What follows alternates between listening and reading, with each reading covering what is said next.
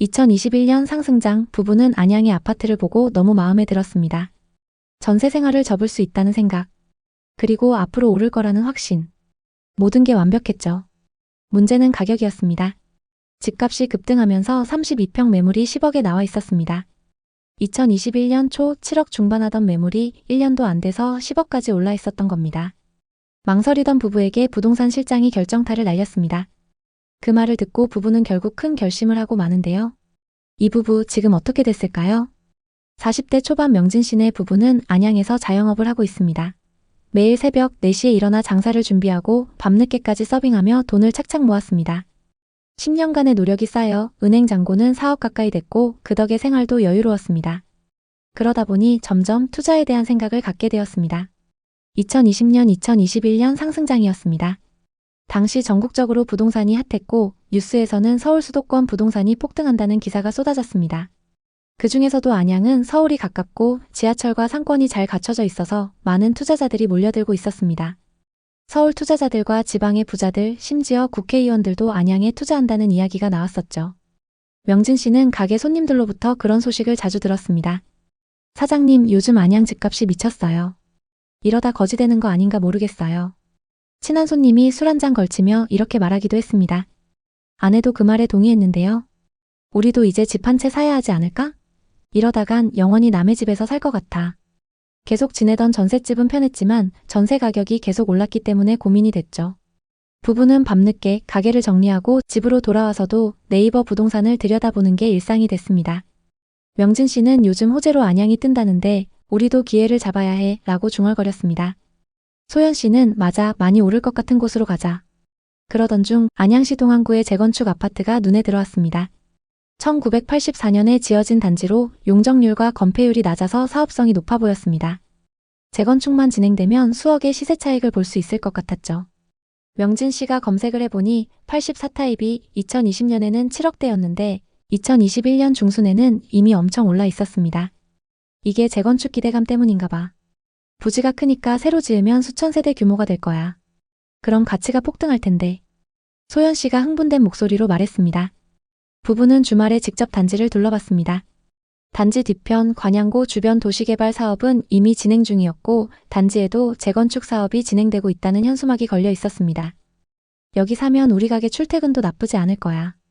게다가 재건축 아파트라 앞으로 더 많이 오를 거야. 명진 씨가 자신 있게 말했습니다.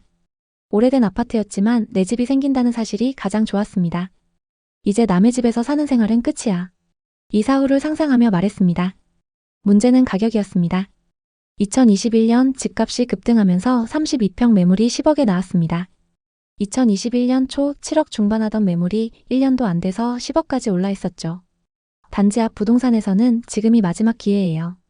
재건축 호재로 더 오를 거예요. 지난주엔 서울에서 2팀이나 보러 왔어요. 이렇게 부추겼습니다. 자본이 5억밖에 안 됐지만 10억짜리 집 사는데 대출 5억은 기본이었죠. 게다가 당시엔 대출 금리도 낮았습니다. 지금 안 사면 영원히 못 살지도 몰라. 우리처럼 열심히 번 돈으로 투자해야지. 소연 씨가 남편을 설득했습니다. 명진 씨는 망설였습니다. 대출 금액이 부담스러웠기 때문이죠. 하지만 소연 씨는 확신 있게 말했습니다. 여기서 재건축될 때까지만 버티면 그땐 정말 새 집이 생기는 거야. 더 기다리다간 집값이 계속 오를 것 같았고 매물을 놓치진 않을까 불안했습니다. 결국 부부는 모았던 자본에 주택담보대출 5억을 받아 계약하기로 했습니다. 계약서를 쓰는 날 명진 씨는 창밖을 보며 속으로 중얼거렸습니다. 이 집이 우리 가족의 미래를 바꿔줄 거야. 입주는 한 달 후에 이뤄졌고 부부는 이사 준비에 매달렸습니다. 소연 씨는 남편에게 조심스럽게 물었습니다. 여보, 여기 어때? 녹지도 많고 출퇴근도 편하고 무엇보다 매물이 안 나오는 곳이야. 명진 씨도 동의하면서 맞아, 재건축되면 대박 날 거야.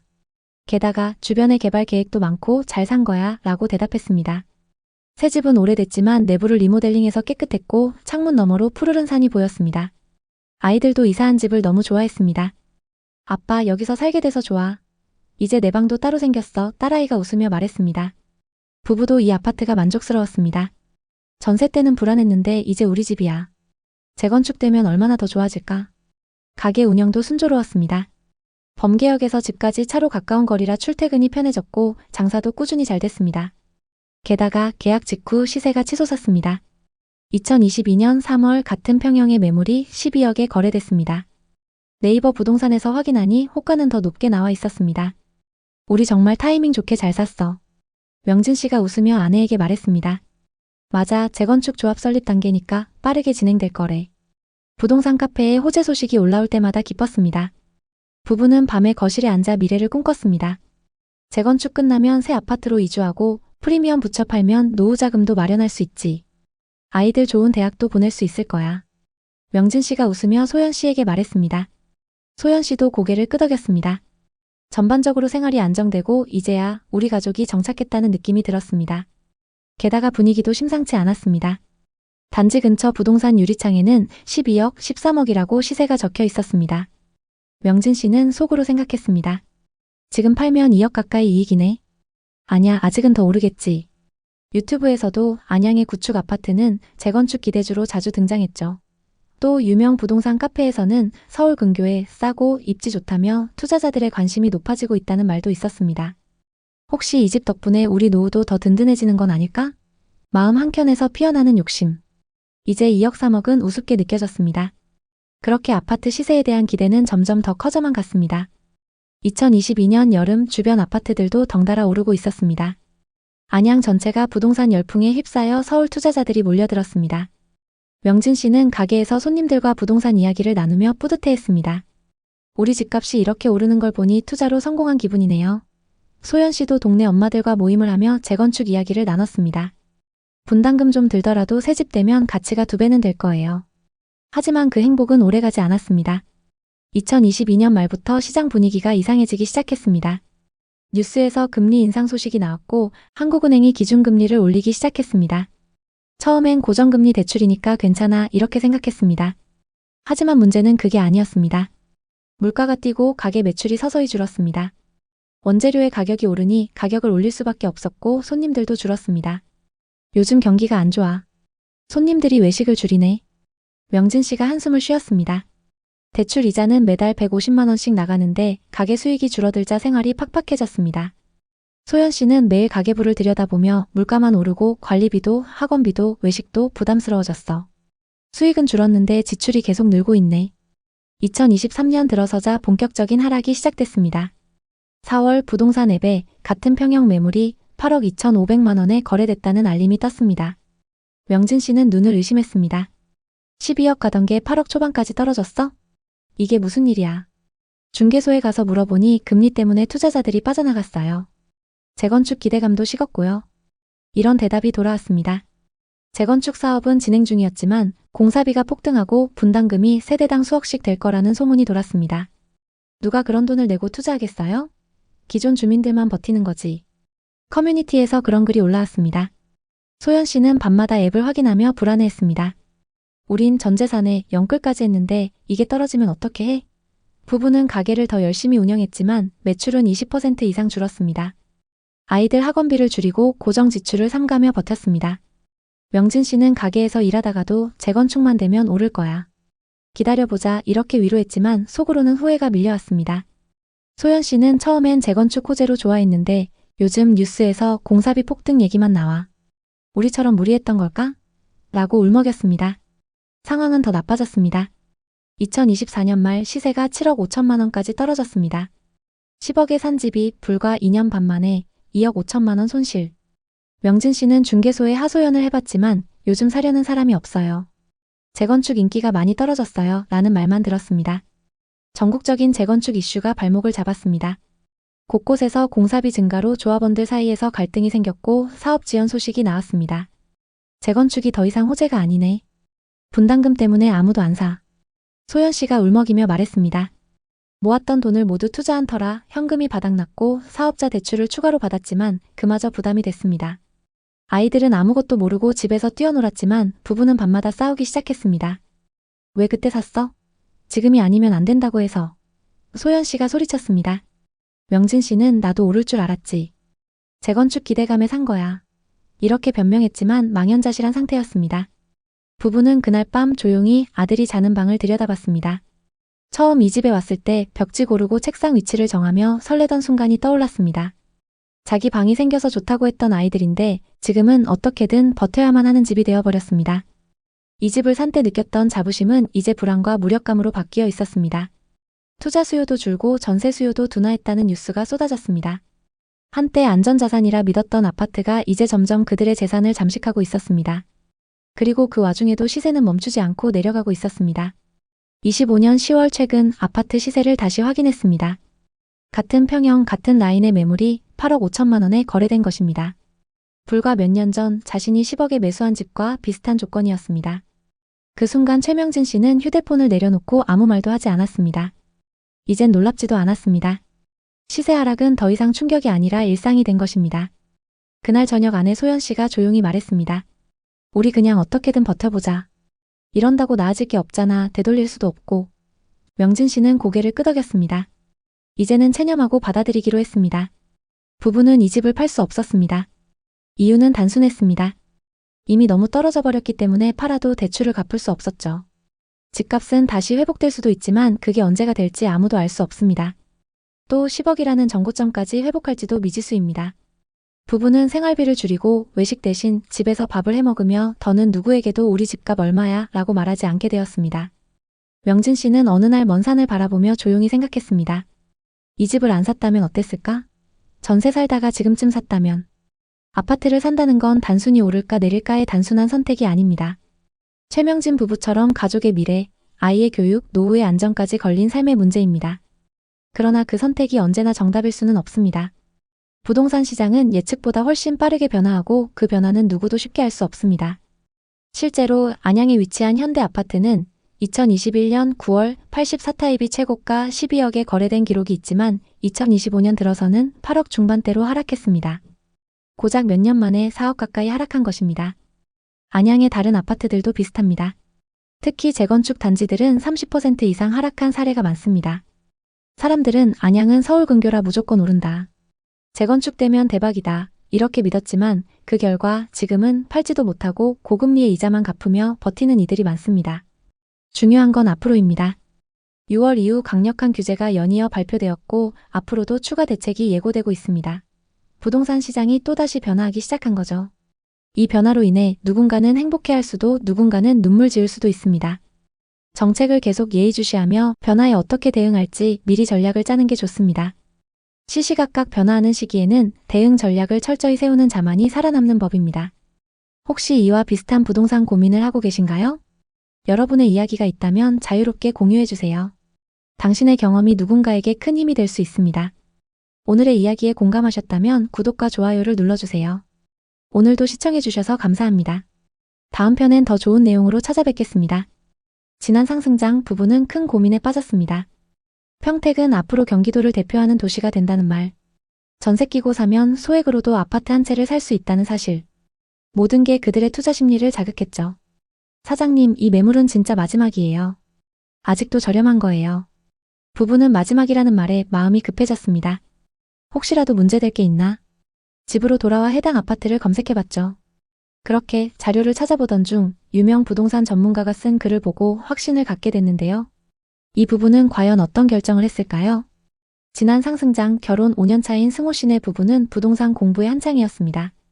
부동산이 급격히 오르는 걸 보고 투자를 하기 위해 공부를 시작했죠. 그러던 어느 날 한 영상을 보게 됐는데요. 이 지역에 투자하면 무조건 돈 벌 수 있습니다.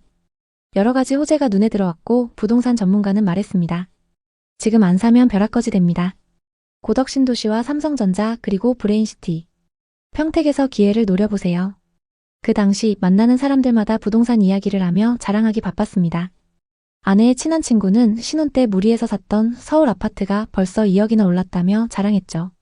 앞으로 부동산이 계속 오를 것 같다는 친구의 말에 마음속에 불안감이 커졌습니다. 당시 부부는 전세 생활과 매번 떨어지는 신혼부부 청약에 지쳐 있었습니다.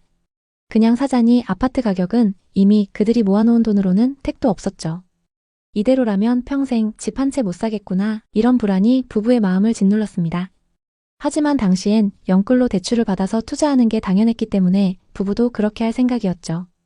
지인들의 돈 벌었다는 얘기와 폭등한다는 영상들, 모든 게 그들의 투자 심리를 자극했죠. 그러던 중 유튜버의 말 한마디가 마음을 움직였습니다. 자본이 없는 분들은 갭 투자로 시드머니를 늘리고 갈아타기를 하면서 점점 서울 쪽으로 이동하세요. 그러던 어느 날 부부 동반 모임에 나갔습니다. 친한 부부가 자신만만하게 말을 꺼냈죠. 요즘 오산이랑 평택 쪽 부동산이 핫해요. 서울 사람들도 와서 투자한대요. 저희도 그쪽에 샀는데 꽤 많이 올랐어요. 그 말은 이들의 귀에 쏙 박혔습니다. 갭 투자하면 투자 금액도 별로 안 들어가요. 어차피 전세 가격도 계속 올라서 걱정할 것도 없어요. 전세 끼고 사뒀다가 집값이 오르면 팔고 더 좋은 집을 살 수 있다니. 완벽한 계획 같았죠. 그들은 결심했습니다. 그래, 갭 투자라면 우리도 할 수 있어. 부부는 수도권 근교, 특히 경기 남부, 동탄이나 평택, 오산 위주로 매물을 살펴봤습니다. 서울에서 그렇게 멀지 않고 잘 아는 지역들이었죠. 그들은 주말마다 부동산 중개업소와 분양 홍보관을 돌며 정보를 모았습니다. 그러던 중 한 부동산 사장이 자신감 넘치는 목소리로 말했습니다. 평택은 앞으로 경기도를 대표하는 도시가 됩니다. 지금 전세 끼고 사면 소액으로도 아파트 한 채 살 수 있어요. 2년 뒤엔 최소 2억은 오릅니다. 평택은 앞으로 동탄처럼 오릅니다. 곧 신도시가 완성되고 삼성이 확장하면 더 뜰 거예요. 다른 직원도 자신감 넘치는 목소리로 말했죠. 사장님, 이 매물은 진짜 마지막이에요. 아직도 저렴한 거예요. 절대 후회 안 하십니다. 부부는 마지막이라는 말에 마음이 급해졌습니다. 소액으로 살 수 있고 앞으로 2년 안에 크게 오른다는 말. 그들은 머릿속으로 고민에 빠졌습니다. 혹시라도 문제될 게 있나? 부동산에서는 계속 그들을 설득했어요. 두 분에게 딱 어울리는 매물이에요. 이 금액으론 이제 못 사요. 집으로 돌아와 해당 아파트를 검색해봤죠. 평택 용이동에 위치한 2015년식 준신축 아파트였습니다. 세대수는 624세대로 규모도 꽤 컸죠. 블로그나 부동산 카페에서도 오른다는 얘기가 한창이었습니다. 결국 부부는 확신을 갖게 됐습니다. 금호올림 2단지는 매매가가 4억 3천만 원, 전세는 2억 9천만 원이었습니다. 갭은 1억 4천만 원이었죠. 부부는 저축 6천만 원, 신용대출 3천만 원, 청약 통장에 들어있던 돈, 그리고 부모님께 빌린 돈까지 합쳐 총 1억 4천만 원의 자금을 마련했습니다. 이를 기반으로 평택의 아파트를 갭투자로 계약했습니다. 1억 4천만 원으로 4억이 넘는 집을 샀다는 게 뿌듯했습니다. 계약서를 쓰는 순간 부부는 우리도 드디어 부동산 투자자가 됐다는 생각에 가슴이 벅찼습니다. 그 시기 평택 부동산 시장은 가장 핫했고 그들이 투자한 아파트는 가격이 치솟았습니다. 계약한 지 2달 만에 4억 5천만 원의 매매 거래가 진행됐죠. 한 달에 1천만 원씩 번 셈이었습니다. 이 소식을 들은 부모님들도 기뻐하셨죠. 부부는 매일 부동산 앱에서 시세를 확인하며 행복했습니다. 호가는 어느새 5억을 넘었고 탑층 매물은 7억까지도 올라왔습니다. 부부는 다음 갈아타기 할 계획까지 세웠습니다. 우리 이 아파트 비싸게 팔고 동탄 신축으로 갈아타자. 집값이 오르면서 마치 부자가 된 듯한 착각에 빠졌죠. 아직 시세 차익을 본 것도 아니었는데 올라가는 숫자만 보고 부부는 이미 돈을 번 것처럼 행동했습니다. 외식도 자주 하고 골프도 치러 다니면서 여유를 즐겼죠. 하지만 이 소비는 그들의 재정을 점점 더 안 좋게 만들고 있었습니다. 불과 몇 달 만에 금리 인상으로 전세와 매매 금액이 동반 하락하기 시작했습니다. 전세 대신 월세가 늘어났고 그에 따라 부부가 매수한 아파트의 전세 시세도 급락했습니다. 계약 만기 시점에 전세입자가 전세금 5천만 원을 낮춰달라고 요구했죠. 마이너스 통장 대출에 고금리 대출로 5천만 원을 겨우 구해 전세 재계약을 진행했습니다. 더 나쁜 소식은 4억 3천만 원에 계약했던 아파트의 시세가 2억 9천만 원까지 하락했다는 겁니다. 이자 폭탄을 맞으면서 순식간에 1억 5천만 원을 날려버린 셈이었죠. 2025년 10월 동일 타입의 거래 금액은 3억 2천만 원이었습니다. 아직도 1억 1천만 원 손해 중입니다. 다른 지역은 오른다고 하는데 여긴 아직 그럴 기미가 안 보입니다. 결국 갭투자로 시세 차익을 보려던 계획은 완전히 틀어졌고 언제 본전까지 회복할지도 알 수 없는 상황입니다. 평택과 인접해 있는 오산의 상황도 비슷합니다. 역 주변 단지들도 하락세를 면치 못하고 있는데요. 오산대역 인근의 대표 단지인 오산대역 세교자이 84타입은 2021년 최고가 7억 3,500만 원에 거래되었지만 2025년 9월 기준 약 5억 1,500만 원으로 떨어졌습니다. 무려 2억 넘게 하락한 셈입니다. 이 단지는 2018년에 준공된 역세권 신축 아파트임에도 불구하고 고점 대비 큰 조정이 이루어졌습니다. 이는 세교 신도시 내 공급 과잉과 인프라 부족이 주요 원인으로 분석됩니다. 평택 고덕신도시의 사례도 살펴보겠습니다.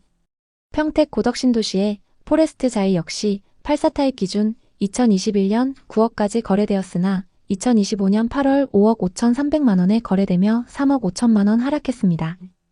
고덕국제 신도시는 삼성전자 반도체 공장과 협력사들의 입주로 초기 관심을 끌었지만 엄청난 수의 신축 아파트 공급이 이루어지며 매물이 계속적으로 쌓이고 있습니다. 이로 인해 추가 하락 가능성이 제기되고 있는 상황입니다. 그렇다면 오산과 평택의 부동산 시장이 왜 이렇게 하락했을까요? 오산 세교지구와 평택 고덕신도시는 최근 대규모 아파트 단지가 연이어 입주하며 공급이 수요를 초과했습니다.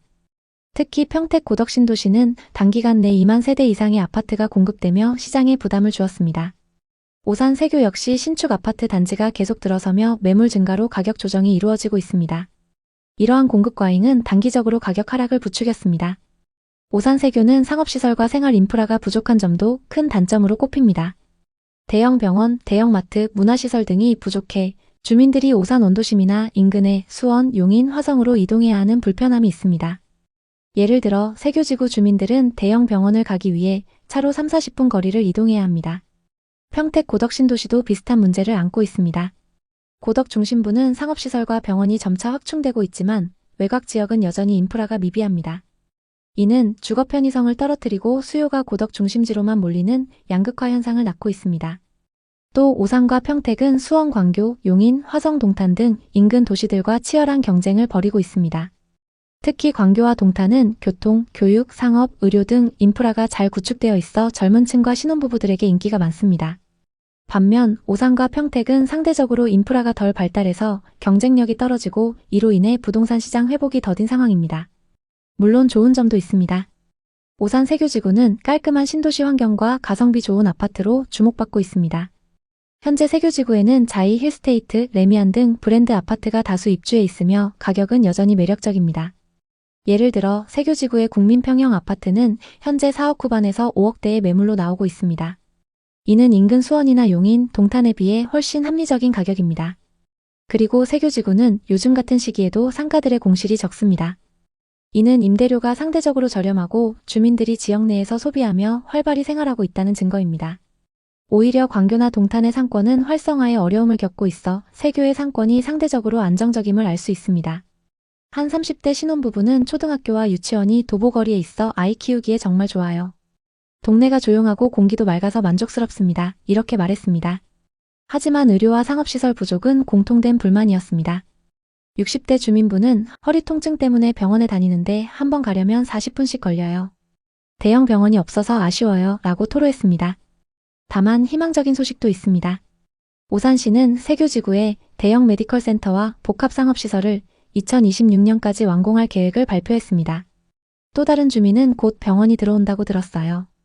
상가가 더 활성화되면 좋을 것 같아요 라며 기대감을 드러냈습니다. 오산의 한 부동산에서 만난 사장님은 세교는 오산을 대표하는 곳입니다. 동탄과 용인으로의 교통 접근성이 좋고 역세권이라 젊은 층이 많이 찾죠.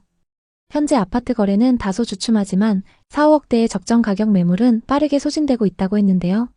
장기적으로 인프라가 개선되면 가치가 더 오를 겁니다. 라며 상승을 전망했습니다. 평택은 오산과 달리 글로벌 기업들이 몰려드는 산업 중심지입니다. 고덕 신도시를 중심으로 삼성전자 반도체 공장과 협력사들의 입주가 이어지며 일자리 창출이 꾸준합니다. 고덕 신도시의 30평대 아파트는 현재 5-6억대에 거래되며 동탄이나 용인에 비해 가성비가 좋습니다. 하지만 외곽 지역은 교통과 인프라 부족으로 수요가 고덕 중심지로만 몰리고 있습니다. 사실 고덕 신도시 외곽 지역은 상업시설과 병원이 부족해 많은 주민들이 불편을 호소하고 있습니다. 예를 들어 고덕 외곽의 한 주민은 마트나 병원을 가려면 차로 2-30분을 이동해야 해요. 중심지로 가야 모든 걸 해결할 수 있어 불편하죠 라고 말했습니다. 하지만 평택시는 고덕 신도시 내 상업지구 개발을 가속화하고 있으며 2027년까지 대규모 상업시설과 병원을 늘릴 계획을 발표했습니다.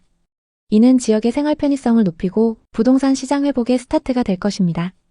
평택의 가장 큰 강점은 단연 반도체 산업의 확장입니다. 최근 좀 주춤하고 있지만 삼성전자는 고덕 신도시에 대규모 투자를 이어가고 있으며 2030년까지 추가 공장 증설을 계획하고 있습니다. 이는 고용 창출과 인구 유입으로 이어져 부동산 시장에 긍정적인 영향을 줄 가능성이 큽니다. 한 부동산 전문가는 고덕 신도시는 반도체 산업의 중심지로 장기적으로 안정적인 수요가 예상됩니다. 인프라만 보완된다면 가격 반등 가능성이 높아요. 이렇게 전망했습니다. 오산 세교와 평택은 입지와 성장 가능성, 호재 등 여러 측면에서 각자 다른 메리트를 갖고 있습니다. 오산세교는 깔끔한 신도시 환경과 합리적인 가격으로 신혼부부와 젊은 층에게 사랑받고 있습니다. 평택은 반도체 산업의 성장으로 장기적인 투자 잠재력을 보유하고 있죠. 하지만 두 지역 모두 아직은 인프라가 부족한 상황입니다. 오산시는 세교지구 내 병원과 상업시설 확충을 통해 이 문제를 해결하려 하고 있으며 평택은 고덕 신도시의 상업지구 개발과 교통망 확충에 힘쓰고 있습니다. 이러한 인프라 개선은 두 지역의 부동산 가치를 높이는 계기가 될 것입니다. 오산 세교와 평택 고덕은 가성비 좋은 부동산과 성장 가능성을 동시에 갖춘 지역입니다. 현재의 가격 하락은 공급 과잉과 인프라 부족에서 비롯되었지만 두 지역 모두 이를 해결하기 위한 적극적인 개발 계획을 추진 중입니다. 이럴 때일수록 개발 진행 상황과 부동산 지표를 계속적으로 체크하시는 게 좋습니다. 최근 정부가 고가 아파트와 중위권 아파트를 규제하면서 규제에서 비교적 자유로운 중저가 아파트들이 주목받고 있습니다. 많은 사람들이 오산과 평택으로 눈을 돌리는 이유가 바로 그거죠. 하지만 그렇다고 해서 과도한 대출로 무리하게 매수하는 것은 위험하며 입지가 좋은 지역과 호재 진행 상황을 철저히 분석해야 합니다. 앞으로도 오산과 평택을 포함한 부동산 시장의 최신 현황을 빠르고 정확하게 전달하겠습니다. 오늘 영상이 도움이 되셨다면 구독과 좋아요 부탁드립니다. 여러분의 성공적인 부동산 투자를 항상 응원합니다. 감사합니다. 2021년 상승장, 그의 머릿속엔 이런 생각이 가득했습니다. 지금이 마지막 기회야. 다음은 없어. 남양주는 앞으로 계속 오를 거야. 문제는 가격이었습니다. 집값이 급등하면서 32평 매물이 8억 6천만 원에 나와 있었습니다. 2020년 6억 초반하던 매물이 1년도 안 돼서 2억 이상 올랐던 겁니다. 망설이던 그는 부동산 전문가의 조언을 듣고 큰 결심을 하고 마는데요. 상민 씨는 지금 어떻게 됐을까요? 2021년 봄 39세 김상민 씨는 깊은 고민에 잠겨 있었습니다. 오피스텔에 전세로 살던 그는 서울 강남에 위치한 대기업에서 근무하며 착실히 월급을 모아왔습니다. 골프나 명품에도 관심이 없었고 월급 대부분을 저축하며 지냈죠. 그 덕에 통장 잔고는 나날이 늘어갔습니다. 하지만 부동산이 오르는 걸 보고 저축만 해서는 안 된다고 생각했습니다. 직장 동료들과의 술자리에서 들려오는 부동산 투자 성공담. 다들 집 한 채로 인생을 바꿨는데 나만 이렇게 저축하고 있을 순 없지. 상민 씨는 점점 강하게 확신하기 시작했습니다. 그는 이제 저축만 하는 삶에서 벗어나 자산을 쌓는 부의 세계로 뛰어들어야 한다고 생각했습니다. 퇴근 후 집에 돌아오면 휴식 시간도 없이 부동산 투자 공부를 했습니다. 주말이면 노트북을 켜고 온라인 부동산 카페와 블로그를 뒤지며 정보를 수집했습니다. 그러던 중 남양주의 다산 신도시가 눈에 들어왔습니다. 8호선이 연장되면 서울 접근성이 더 좋아지고 신도시이기 때문에 앞으로 크게 오를 거야. 남양주에 투자해서 2억 이상 수익을 냈다는 지인의 이야기는 그의 투자 심리를 자극했습니다. 상민 씨는 이 기회를 놓치고 싶지 않았습니다. 그는 주말마다 시간을 내서 부동산을 방문했고 매물을 계속 찾아다녔습니다. 지금이 아니면 평생 후회할 거야. 그는 그렇게 자신을 다잡았습니다. 남양주는 당시 부동산 시장에서 확실한 투자처로 불리며 투자자들의 뜨거운 관심을 받고 있었습니다. GTX 8호선 연장, 왕숙지구 개발 등 각종 호재가 쏟아졌고 부동산 유튜버들은 지금 사지 않으면 앞으로 기회가 없다며 투자자들을 부추겼죠. 상민 씨는 그 말에 완전히 넘어갔습니다. 시간 날 때마다 다산 신도시 임장에 나섰죠. 새로 지어진 아파트들과 신도시 인프라를 보며 이곳이 곧 수도권의 새로운 중심지로 떠오를 거라는 확신이 들었습니다. 부동산에서 매물을 브리핑 받던 중 딱 마음에 드는 매물이 나왔습니다. 고객님, 이제 이 가격으론 다산에 집 못 사요. 갭으로 사면 충분히 가능하십니다. 상민 씨가 선택한 아파트는 다산 신도시 다산동에 있는 반도유보라 메이플타운이었습니다. 2021년 중순 당시 매매가는 8억 6천만 원이었습니다. 1년 반 만에 2억이 오르면서 이미 고점이라는 우려의 목소리도 있었지만 그는 이건 마지막 기회이고 앞으로 계속 오를 거라며 망설이지 않았습니다. 전세는 5억 5천만 원으로 맞췄고 나머지 금액은 모았던 자본과 대출로 충당했습니다. 당시 유행했던 갭 투자였죠. 적은 자본으로 큰 수익을 기대할 수 있는 이 전략은 빨리 부자가 될 수 있는 좋은 전략처럼 보였습니다. 계약서를 쓰는 순간 그의 가슴은 설렘과 긴장 그리고 희망으로 가득 차 있었습니다. 그는 부동산의 책상에 앉아 떨리는 손으로 도장을 찍으며 미소를 지었습니다. 이 집이 내 인생을 바꿀 거야. 상민 씨는 그렇게 굳게 믿었습니다. 그의 머릿속엔 온통 행복한 상상만 가득했습니다. 타이밍을 정말 잘 잡았던 걸까요? 계약 후 2달 만에 9억 2천만 원을 돌파했습니다. 상민 씨는 쾌재를 불렀습니다. 2달에 6천만 원 수익이라니. 이 방법을 내가 왜 이제 알았을까? 친구들과의 모임 자리에서 투자한 걸 자랑했고 다들 너무 부러워했습니다. 나도 그쪽 동네에 좋은 매물 있으면 좀 알려줘봐. 부동산 아는 곳 있으면 소개도 해줘. 친구들에게 투자처와 그 방법을 알려줄 정도가 됐다는 사실에 뿌듯했습니다. 하지만 그 기쁨도 아주 잠시였죠. 2022년 상황은 급변했습니다. 한국은행이 기준금리를 연이어 인상하며 부동산 시장에 찬물을 끼얹었습니다. 상민 씨의 신용대출 이자가 순식간에 2배로 치솟았죠. 하지만 별로 걱정이 안 됐습니다. 담보대출 이자 받은 것도 아니고 몇 천만 원 받은 건데 뭐 괜찮아. 문제는 이 다음부터 발생했습니다. 갭투자로 매수했던 아파트의 시세는 2023년부터 급락했습니다. 8억 6천만 원에 샀던 아파트는 2023년 초 6억 4천만 원에 거래되었습니다. 무려 2억 2천만 원이 증발한 셈이었죠. 상민 씨는 처음엔 그 가격을 믿을 수 없었습니다. 매일 아침 출근길 지하철에서 부동산 앱을 켜고 시세를 확인했지만 내려가는 숫자를 볼 때마다 가슴이 조여왔습니다. 이게 정말 내 집값이라고? 말도 안 돼. 그는 혼잣말로 중얼거리며 고개를 저었죠. 설상가상으로 전세 만기가 다가왔습니다. 전세입자는 지금은 더 좋은 매물이 많다며 계약을 연장하지 않겠다고 했습니다. 문제는 전세가가 5억 5천만 원에서 4억 5천만 원으로 뚝 떨어졌다는 점이었습니다. 새 임차인을 구하려면 보증금을 1억 낮춰야 했고 기존 임차인에게 보증금을 돌려주려면 상민 씨가 모은 돈을 다 끌어도 모자랐습니다. 결국 그는 고금리 대출에 마이너스 통장, 부모님 돈까지 끌어다 썼습니다. 그때 처음으로 부동산 투자가 이렇게 무서운 거구나 라는 생각이 들었어요. 그럼에도 상민 씨는 아파트를 팔 수 없었습니다. 손실이 너무 컸기 때문이죠. 당시에는 급매로 나온 매물이 넘쳐났고 구매자는커녕 문의조차 드물었습니다. 그는 부동산 중개사와 통화하며 상황을 점검했지만 돌아오는 대답은 늘 비슷했습니다. 지금은 기다려야 할 때예요. 그렇게 기다린 지 한참이 지났고 현재 상민 씨는 매달 대출 이자를 내며 버티고 있습니다. 상민 씨가 매수한 아파트는 최근 7억 9,800만 원에 거래됐습니다. 조금 상승하긴 했지만 아직도 손해 중이죠. 아파트를 처분하지 못했고 실거주로 들어가기에도 여건이 맞지 않았습니다. 그는 이제야 자신을 돌아보게 됐습니다. 한 번쯤은 저도 부동산으로 성공할 줄 알았어요. 다들 그렇게 돈 벌었고 안 하면 뒤처질 것 같았거든요. 그는 부동산 투자를 완전히 포기한 건 아닙니다. 다만 접근 방식이 달라졌죠. 다시 한다면 감당할 수 있는 자금으로 시작할 거예요. 호재나 유튜브 말만 믿지 않고 전세가율, 매물량, 금리 같은 숫자를 먼저 볼 거고요. 2025년 10월 상민 씨 아파트의 동일 평형이 7억 9천만 원의 매물로 나와 있습니다. 2022년, 2023년 하락장일 때보단 많이 회복했죠. 하지만 아직도 1억가량 손실 중입니다. 본전까지 회복하려면 대체 언제까지 기다려야 하는 걸까요? 남양주 부동산 시장은 대규모 택지지구 개발과 지하철 호재를 등에 업고 지난 몇 년간 가파르게 상승했습니다. 새롭게 개발된 다산신도시, 별내지구, 그리고 지하철 8호선 연장 소식 등으로 많은 투자자들이 몰렸던 곳입니다. 하지만 지금 남양주는 아파트 하락세가 엄청나고 미분양 지식산업센터와 상가가 넘쳐나는 지역이 되어버렸습니다. 대규모 분양들이 한꺼번에 나왔는데 정작 그 물량을 받아줄 매수자가 없어 팔리지 않고 쌓여 있는데요. 급속도로 오르던 부동산에 힘입어 건설사들은 일제히 개발을 진행했습니다. 하지만 정작 일부 지역을 제외하고는 교통 인프라가 좋지 않아서 실제로는 불편해하는 사람들이 많습니다.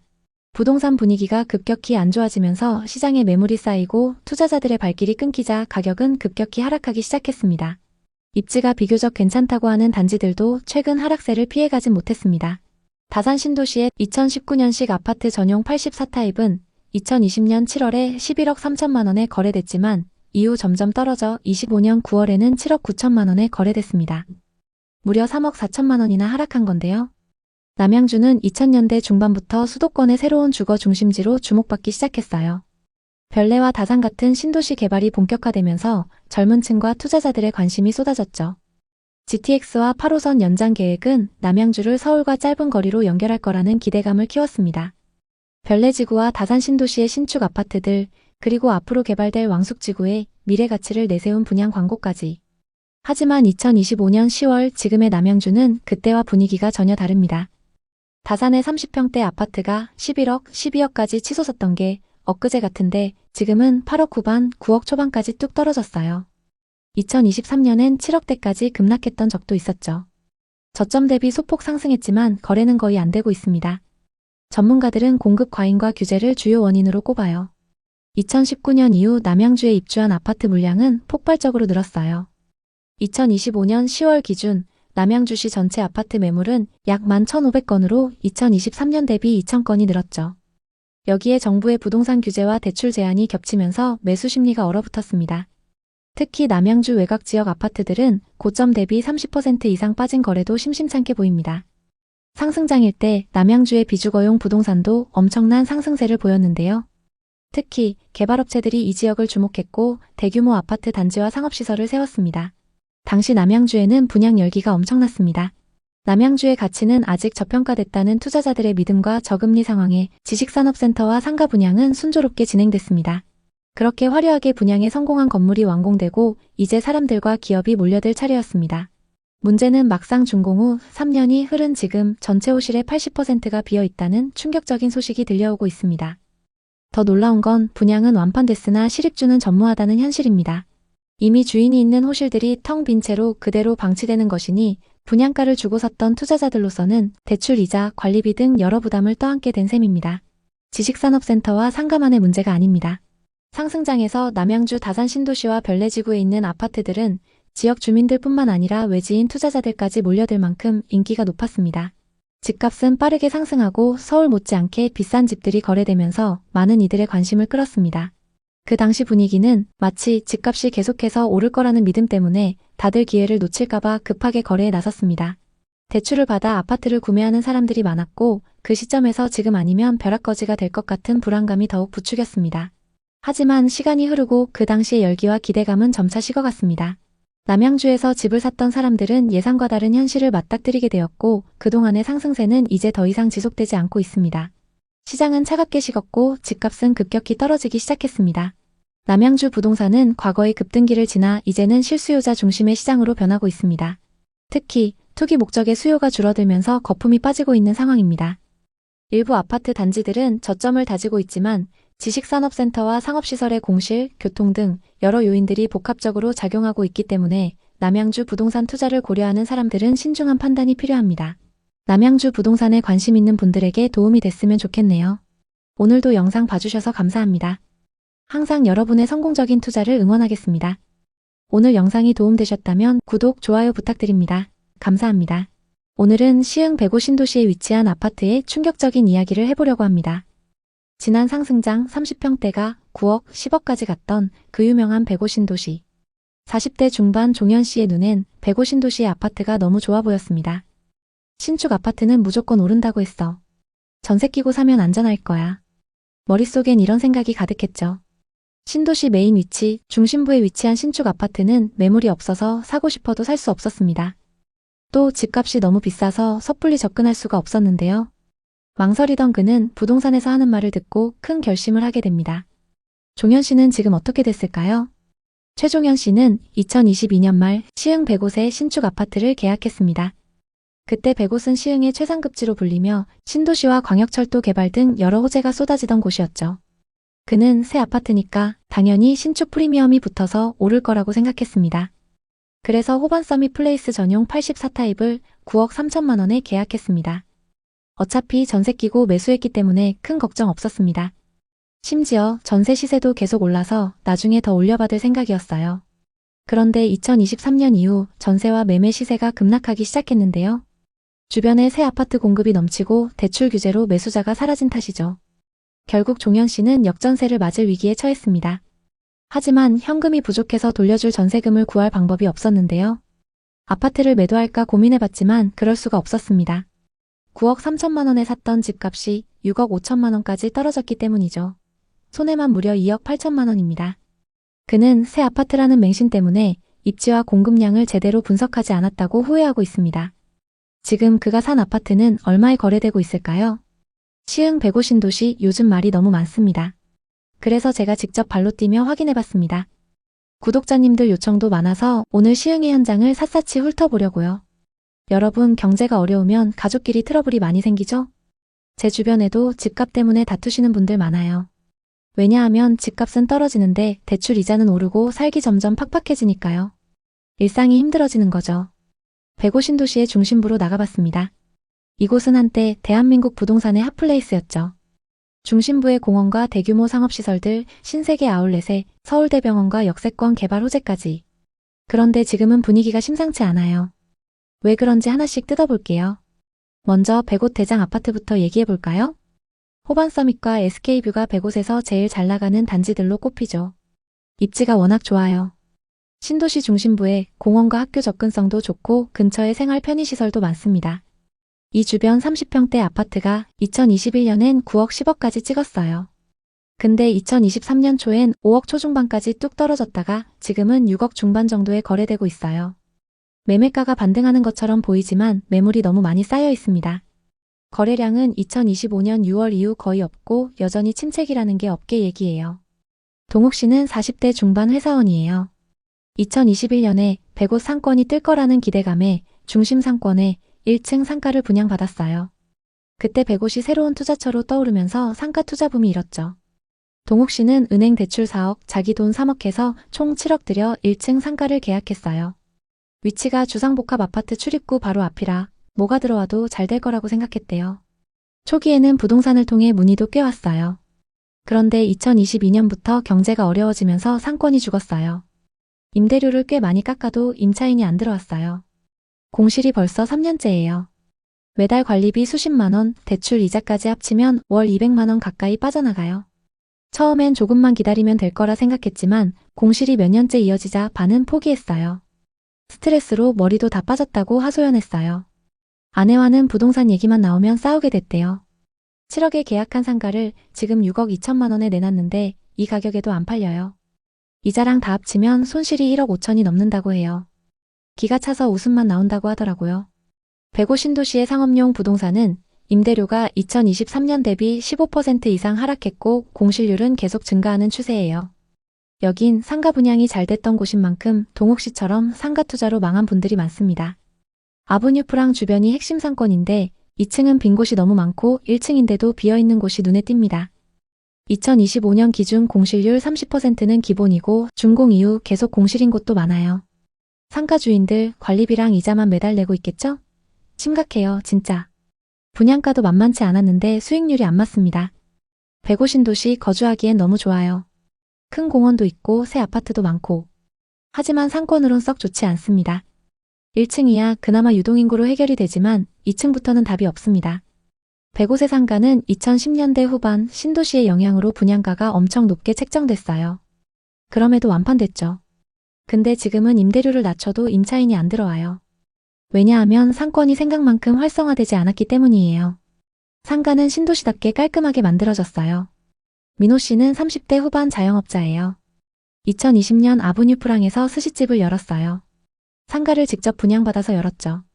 분양가는 6억이었고 인테리어에 7천만 원을 썼습니다. 105은 배우단지가 많고 신도시라 스시집이 잘 될 거라고 봤어요. 초반엔 장사가 잘 됐어요. 사진 찍기 좋은 비주얼로 SNS에 홍보가 되면서 주말 저녁엔 예약이 꽉 찰 정도였어요. 하루에 200만 원을 번 적도 있었어요. 근데 어느 순간부터 손님이 뚝 끊겼어요. 코로나 여파와 경제 불황이 찾아왔던 거죠. 또 주변에 경쟁 스시집이 많이 들어오면서 민호 씨의 가게는 손님이 점점 줄기 시작했어요. 어느 순간부터 장사가 안 되면서 이자 내기도 버거워져서 점심 메뉴도 추가하고 각종 할인 행사도 해봤지만 소용없었어요.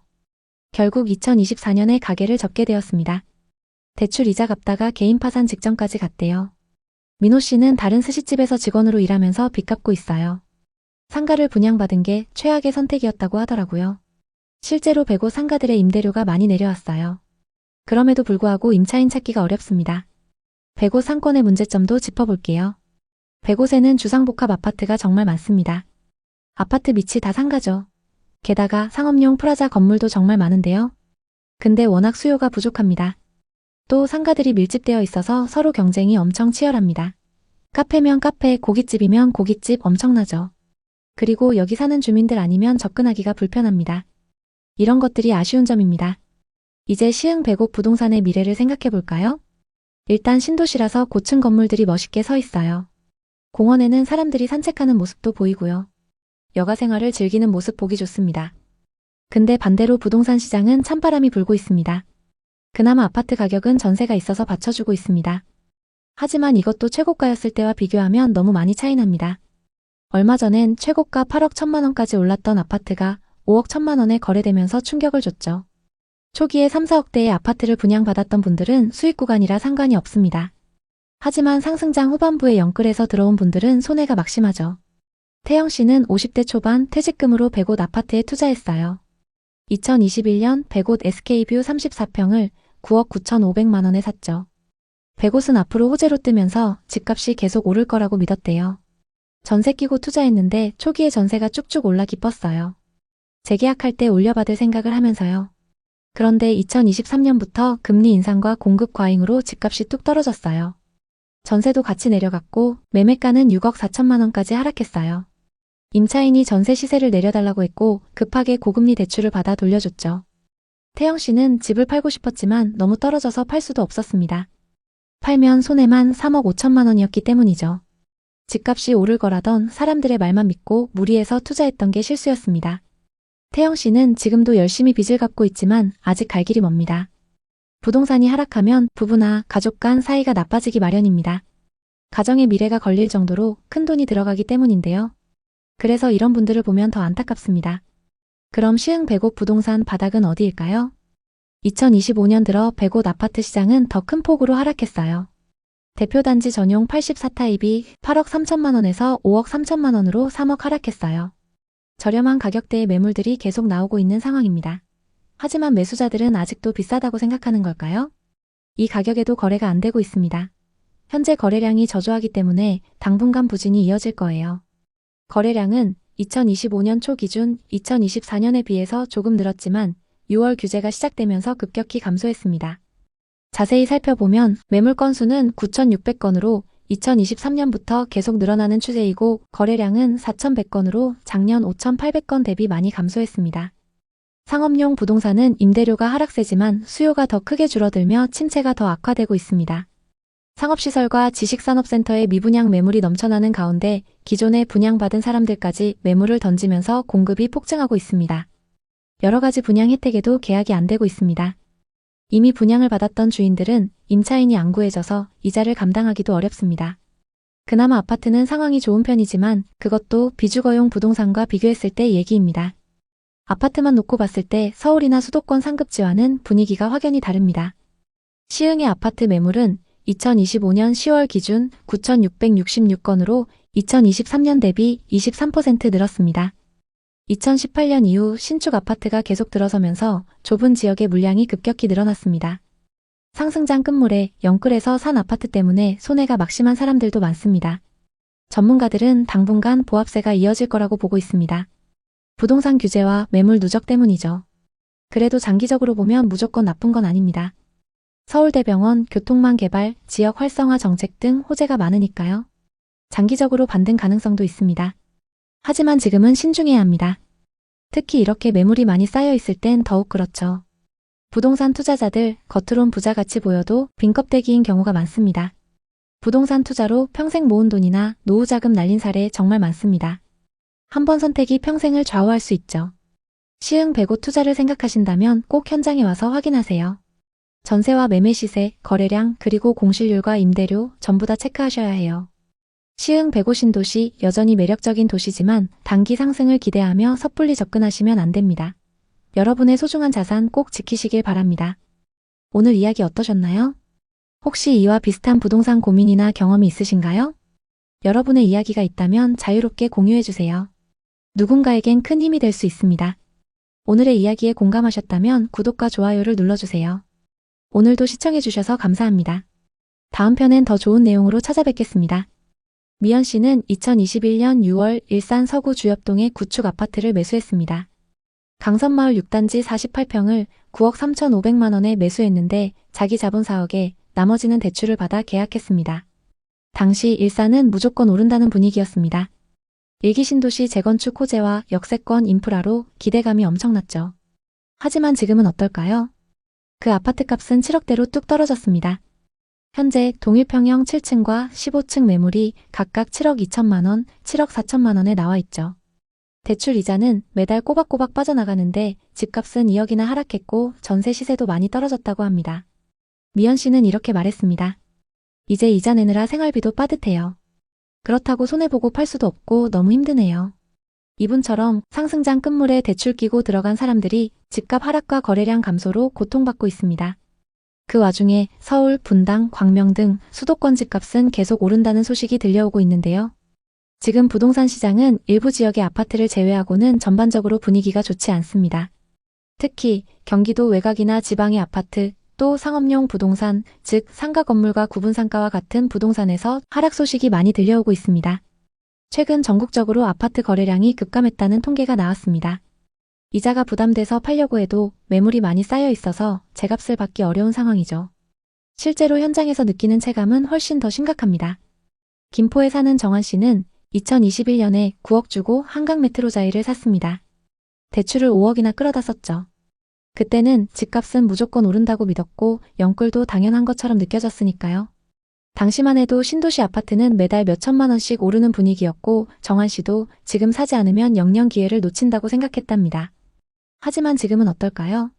이자만 매달 200만 원 가까이 나가는데 집값은 제자리 걸음입니다. 심지어 비슷한 조건의 매물은 매수자가 없어서 1년째 팔리지 않고 있다고 합니다. 정환 씨는 집값이 떨어진 걸 보니 이자 내는 게 더 아깝다고 하소연했습니다. 이런 사례가 지금 부동산 시장에서 하나둘이 아닙니다. 집을 살 때 6억 이상 대출을 받을 수 없어졌고 금리도 높은 상황이라 이자 부담이 커졌습니다. 예전에는 은행에서 집을 담보로 돈을 쉽게 빌릴 수 있었지만 지금은 절대 금액 자체가 제한되다 보니 자기 자본으로 집을 살 수밖에 없어졌죠. 그런데 대부분 현금이 부족하기 때문에 거래량이 급감한 겁니다. 거래량이 줄면 자연스럽게 가격이 더 불안정해집니다. 실제로 전체 시장은 소강 상태이고 대출 조이기로 인해 젊은 세대나 서민층 수요가 꺾인 상황입니다. 특히 20대와 30대 수요가 급감하면서 시장의 활력이 떨어지고 있습니다. 또 다른 사례를 한번 살펴보겠습니다. 이민수 씨의 이야기입니다. 이분도 부동산 투자를 잘못해서 큰 손해를 봤는데요. 2020년이었습니다. 그때 부동산 시장은 하루가 다르게 오르고 있었죠. 민수 씨도 뒤처질 수 없다는 생각에 덜컥 투자에 뛰어들었습니다. 당시 꼬마 빌딩 영끌 투자가 유행했는데요. 민수 씨는 용인의 18억짜리 꼬마 빌딩을 대출 13억 끼고 샀습니다. 현금 5억 가지고 18억짜리 꼬마 빌딩을 사는 게 가능했죠. 월세 수익이 나쁘지 않을 거라는 계산이었고 빌딩 값도 오를 거라는 장밋빛 꿈을 꿨습니다. 처음에는 임차인들이 꽉 차 있어서 괜찮았습니다. 매달 월세가 들어오고 이자도 겨우 맞추면서 버텼죠. 그런데 코로나가 터지면서 임차인들이 하나둘 빠져나가기 시작했습니다. 공실률이 30%까지 치솟았고 월세 수익은 기대 이하로 떨어졌습니다. 대출 이자는 매달 540만 원씩 꼬박꼬박 나가는데 수익으로는 그걸 감당하기 버거웠습니다. 민수 씨는 조금만 버티면 되겠지 라고 생각하며 2년을 버텼지만 결국 빌딩을 20억에 내놓았습니다. 그동안 들어간 돈이 있으니 2억 올려서 내놨는데요. 그런데 이게 또 안 팔리는 겁니다. 1년 넘게 매물로 내놨는데 매수 문의조차 거의 없었습니다. 지금까지도 매물이 팔리지 않고 있는데요. 민수 씨가 털어놓길 부동산은 주식처럼 쉽게 사고 팔 수 있는 게 아닙니다. 대출을 많이 끼고 들어가면 시장이 조금만 흔들려도 바로 직격탄을 맞습니다. 이렇게 말했습니다. 현재 서울 수도권에는 민수 씨와 비슷한 상황에 처한 분들이 많습니다. 특히 상업용 부동산 꼬마 빌딩 같은 경우는 공실률 때문에 더 심각합니다. 민수 씨처럼 레버리지를 활용해서 들어간 사람들이 시장 변동에 취약해진 것입니다. 당시 용인의 상업용 부동산 공실률이 20%에서 35%로 급등했다는 통계도 있었는데 이런 환경에서는 현금 흐름이 끊기기 쉽습니다. 민수 씨의 사례만 그런 게 아닙니다.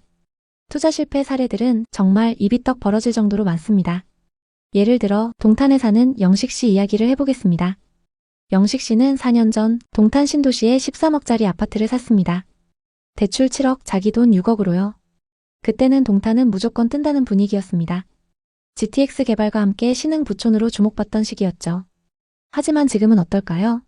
그 아파트 값이 10억대로 뚝 떨어졌습니다. 심지어 최근 10억 초반에 거래된 매물도 있습니다. 대출 이자는 월 230만 원씩 나가는데 집값은 떨어졌고 전세 시세도 많이 떨어졌다고 합니다. 영식 씨는 이렇게 말했습니다. 이제 이자 내느라 적금도 깼어요. 언제까지 버틸 수 있을지 모르겠네요. 이분처럼 고가 아파트에 대출 끼고 들어간 사람들이 고금리와 거래량 감소로 고통받고 있습니다. 올해 6월과 9월 규제 이후 중위권 아파트들의 거래량이 급격히 줄었습니다. 실제로 경기도의 한 신도시의 경우 작년 대비 아파트 거래가 60% 이상 줄어들었고 일부 단지는 매물이 쌓여도 매수자가 없는 상황입니다. 또 다른 사례로는 상업용 부동산입니다. 강남구 역세권에 꼬마 빌딩을 산 박연아 씨. 26억에 샀는데 대출이 19억이었어요. 원래는 임차인들이 꽉 차 있어서 월세 수익이 괜찮았지만 코로나 이후로 임차인들이 줄줄이 나가면서 공실률이 50%까지 치솟았습니다. 월세 수익은 반토막인데 이자는 그대로 나가니까 매달 적자만 쌓이고 있습니다. 박연아 씨는 결국 빌딩을 28억에 내놨지만 2년째 매수자가 없습니다. 차라리 손해보고라도 팔까라며 후회하고 있습니다. 이분은 소득이 높은 변호사인데도 현금 흐름이 막히면서 버티기 힘들어졌습니다. 비슷하게 김소정 씨는 수원 망포역 인근에 20억짜리 상가 건물을 샀습니다. 대출 15억을 끌어다 썼는데 공실률이 30%가 넘어가면서 월세가 이자를 못 따라가고 있습니다. 김소정 씨는 이렇게 말했습니다. 임차인 구하기가 하늘의 별 따기네요. 자영업자들이 다 힘들어하니 건물이 그냥 빈 껍데기예요 라고 하소연했습니다. 이런 사례들을 보면 공통점이 있습니다. 다들 부동산은 무조건 오른다는 믿음으로 대출을 많이 끌어다 썼고 시장이 변하면서 그 부담을 감당하지 못하고 있는 것입니다. 특히 상업용 부동산은 공실률 때문에 더 치명적입니다. 아파트는 그래도 주거용이라 임차인을 구할 가능성이 있지만 상업용은 임차인 구하기가 정말 어렵습니다. 앞으로는 이런 실패 스토리가 더 늘어날 수밖에 없습니다. 특히 입지가 조금 떨어지는 상업용 부동산의 경우 공실률이 60%를 넘는 곳도 많아서 투자자들의 부담이 커지고 있습니다. 지금 왜 이렇게 줄줄이 무너지고 있는 걸까요? 여러 이유가 얽혀 있지만 가장 큰 건 대출 규제와 고금리 기조입니다. 정부가 대출을 제한하면서 고가 아파트나 빌딩을 사려는 수요가 확 줄었습니다. 예전에는 20억짜리 집 사면서 10억 넘게 대출받는 게 가능했지만 지금은 그게 안 되니까요. 게다가 금리가 낮아지지 않아서 이자 부담이 큰 상황입니다. 예를 들어 15억 대출받아서 연 3% 금리면 연간 이자가 4,500만 원입니다. 하지만 금리가 5%로 오르면 1년에 이자만 7,500만 원으로 뛰는 겁니다. 이걸 매달 나눠서 낸다고 해도 감당하기 쉽지 않습니다. 시장에 매물이 많아야 거래가 활성화되는데 지금은 다들 집값 더 오를 거야 라는 기대감에 집을 안 내놓고 있습니다. 하지만 정작 매수자는 없습니다. 왜냐하면 대출이 막혔고 금리 부담 때문에 선뜻 나서는 사람이 없으니까요. 그래서 거래가 멈춘 상태에서 집주인들만 이자 부담에 허덕이고 있는 것입니다. 특히 상업용 부동산은 공실률이 치명적입니다. 예전에는 역세권 건물이면 임차인 걱정 없었지만 지금은 자영업자들이 힘들어지면서 임차인 구하기가 어려워졌습니다. 공실률이 30에서 50%까지 치솟은 빌딩도 많습니다. 월세 수익이 없는데 이자는 꼬박꼬박 나가니까 집주인들 입장에서는 악몽 같은 상황입니다. 거기에 세금 부담도 무시 못합니다. 최근 보유세 이야기가 많이 나오고 있습니다. 정부가 보유세를 올리면 고가 아파트나 빌딩 보유자들 부담이 더 커질 것입니다. 예를 들어 30억짜리 아파트의 보유세율이 1.5%만 돼도 연간 4,500만 원을 세금으로 내야 합니다. 이걸 이자랑 같이 감당하려면 정말 소득이 탄탄하지 않으면 불가능합니다. 이런 요인들이 겹치면서 대출 레버리지를 활용했던 사람들이 가장 먼저 무너지고 있습니다. 건물을 산 분들은 공실률과 거래량 감소로 이중고를 겪고 아파트를 산 분들은 가격 조정과 매수자 부재로 버티기 힘들어합니다. 결국 시장이 공급 부족과 수요 위축으로 불안정해진 것입니다. 이런 시장에서 우리는 무엇을 해야 할까요? 우선 무리한 대출은 절대 금물입니다. 부동산은 레버리지를 활용하면 수익이 커질 수 있지만 반대로 리스크도 엄청 큽니다. 10억을 훌쩍 넘는 대출 끼고 부동산을 샀을 때 그 이자 부담은 엄청납니다. 대출은 본인 소득으로 감당할 수 있는 수준에서만 해야 합니다. 또 단기 시세 차익을 노린 매매는 위험하다고 봅니다. 부동산은 주식처럼 단기 차익을 노리기 어려운 자산입니다. 사고 팔 때 거래 비용, 세금 다 고려하면 단타로 큰돈 벌기 어렵습니다. 특히 지금처럼 거래가 멈춘 시장에서는 더더욱 그렇습니다. 장기적인 관점으로 접근해야 합니다. 시장 흐름을 읽어야 한다는 것도 중요합니다. 부동산 시장은 정부 정책, 금리, 경제 상황에 따라 급변합니다. 예를 들어 지금은 금리가 오르고 대출 규제가 강해진 상황이니까 무리한 투자는 피해야 합니다. 반대로 시장이 안정화되고 저렴한 매물이 늘어나면 그때 기회를 노려보는 게 좋습니다. 그리고 현금 흐름을 확보하는 게 핵심입니다. 부동산 투자는 결국 현금 흐름 싸움입니다. 월세 수익이 안정적이거나 본인 소득으로 이자를 감당할 수 있는 구조를 만들어야 합니다. 공실률 높은 상업용 부동산은 특히 조심해야 합니다. 아파트를 산 경우도 임차인 유치나 임대 수익을 미리 계산해야 합니다. 수익성이 떨어지면 바로 직격탄입니다. 보유세 강화나 금리 변동을 미리 대비하는 태도도 필요합니다. 결국 부동산은 물건을 사듯 들었다 놨다 하는 게 아닙니다. 마트 가서 장을 볼 때도 가격 보고 고민하는데 수억, 수십억짜리 아파트를 살 때는 당연히 더 큰 고민이 필요하죠. 그렇게 비싼 아파트를 대출로 산다는 건 더 오를 거라는 믿음 때문입니다. 하지만 이제 그 믿음이 흔들리고 있습니다. 부동산 투자는 단기적인 차익을 노리기보다는 안정적인 수익 구조를 만드는 데 초점을 맞춰야 합니다. 예를 들어 임대 수요가 꾸준한 지역이나 소형 주거용 부동산에 투자한다면 공실 리스크를 줄일 수 있습니다. 마지막으로 앞으로 부동산 시장이 어떻게 될지 예측해 보겠습니다. 지금이 부동산 시장의 전환점이라고 봅니다. 고가 아파트나 상업용 부동산은 당분간 거래가 더 줄어들 가능성이 높습니다. 정부가 대출 규제를 풀지 않는 한 매수자가 쉽게 나타나지 않을 것입니다. 게다가 보유세가 강화되면 고가 부동산 보유자들이 매물을 내놓으면서 공급이 늘어날 수도 있습니다. 그렇게 되면 가격 조정이 올 가능성도 배제할 수 없습니다. 특히 강남권 고가 아파트나 역세권 꼬마 빌딩 같은 경우 지금처럼 이자 부담과 공실률 문제로 버티지 못하는 주인들이 늘어나면 시장에 매물이 쌓일 것입니다. 그때가 되면 가격이 더 현실적으로 조정될 가능성이 높습니다. 물론 장기적으로 보면 부동산은 여전히 매력적이지만 단기적으로는 조심해야 할 타이밍입니다. 올해 상반기 데이터를 살펴보면 서울 아파트 매매가가 상승했지만 이는 규제 전 거래의 영향이고 하반기에는 크게 둔화될 것입니다. 입주 물량 감소로 전세가율이 급격히 떨어진 곳도 있어서 임대 시장도 불안정합니다. 대출 의존했던 분들은 더 힘들어질 수 있습니다. 또 상업용은 공실 문제로 장기 불황이 올 수도 있습니다. 한국은행의 최근 보고서에 따르면 금리가 내년까지 고금리를 유지할 가능성이 높다고 하니 이자 부담은 더 커질 수 있습니다. 여러분 오늘 이야기 어떠셨나요?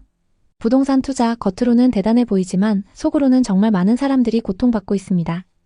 큰 실패를 겪은 분들의 이야기를 들으며 부동산 투자만큼 신중해야 하는 것도 없다는 걸 다시 한번 느꼈습니다. 만약 여러분도 투자 계획이 있다면 무리한 대출은 피하고 시장 흐름을 꼼꼼히 체크하시길 바랍니다. 혹시 부동산 투자로 성공하거나 실패했던 경험이 있다면 댓글로 공유해주세요. 여러분의 경험이 누군가에게 큰 힘이 될 수 있습니다. 오늘의 이야기에 공감하셨다면 구독과 좋아요를 눌러주세요. 오늘도 시청해주셔서 감사합니다. 다음 편엔 더 좋은 내용으로 찾아뵙겠습니다. 속초에서 자영업을 하고 있는 영호 씨네 부부는 결혼 이후 6년 넘게 전세로 살아왔습니다. 예전에는 큰 변동이 없던 집값이 어느 순간부터 급등하는 것을 피부로 느꼈습니다. 당시 속초는 KTX 연장 계획과 대규모 관광단지 개발이라는 호재로 뜨겁게 달아올랐습니다. 강원도의 부자들, 그리고 서울과 수도권에서 온 투자자들이 속초의 바닷가 아파트와 생활 숙박시설들을 사들이며 시세가 급등했죠.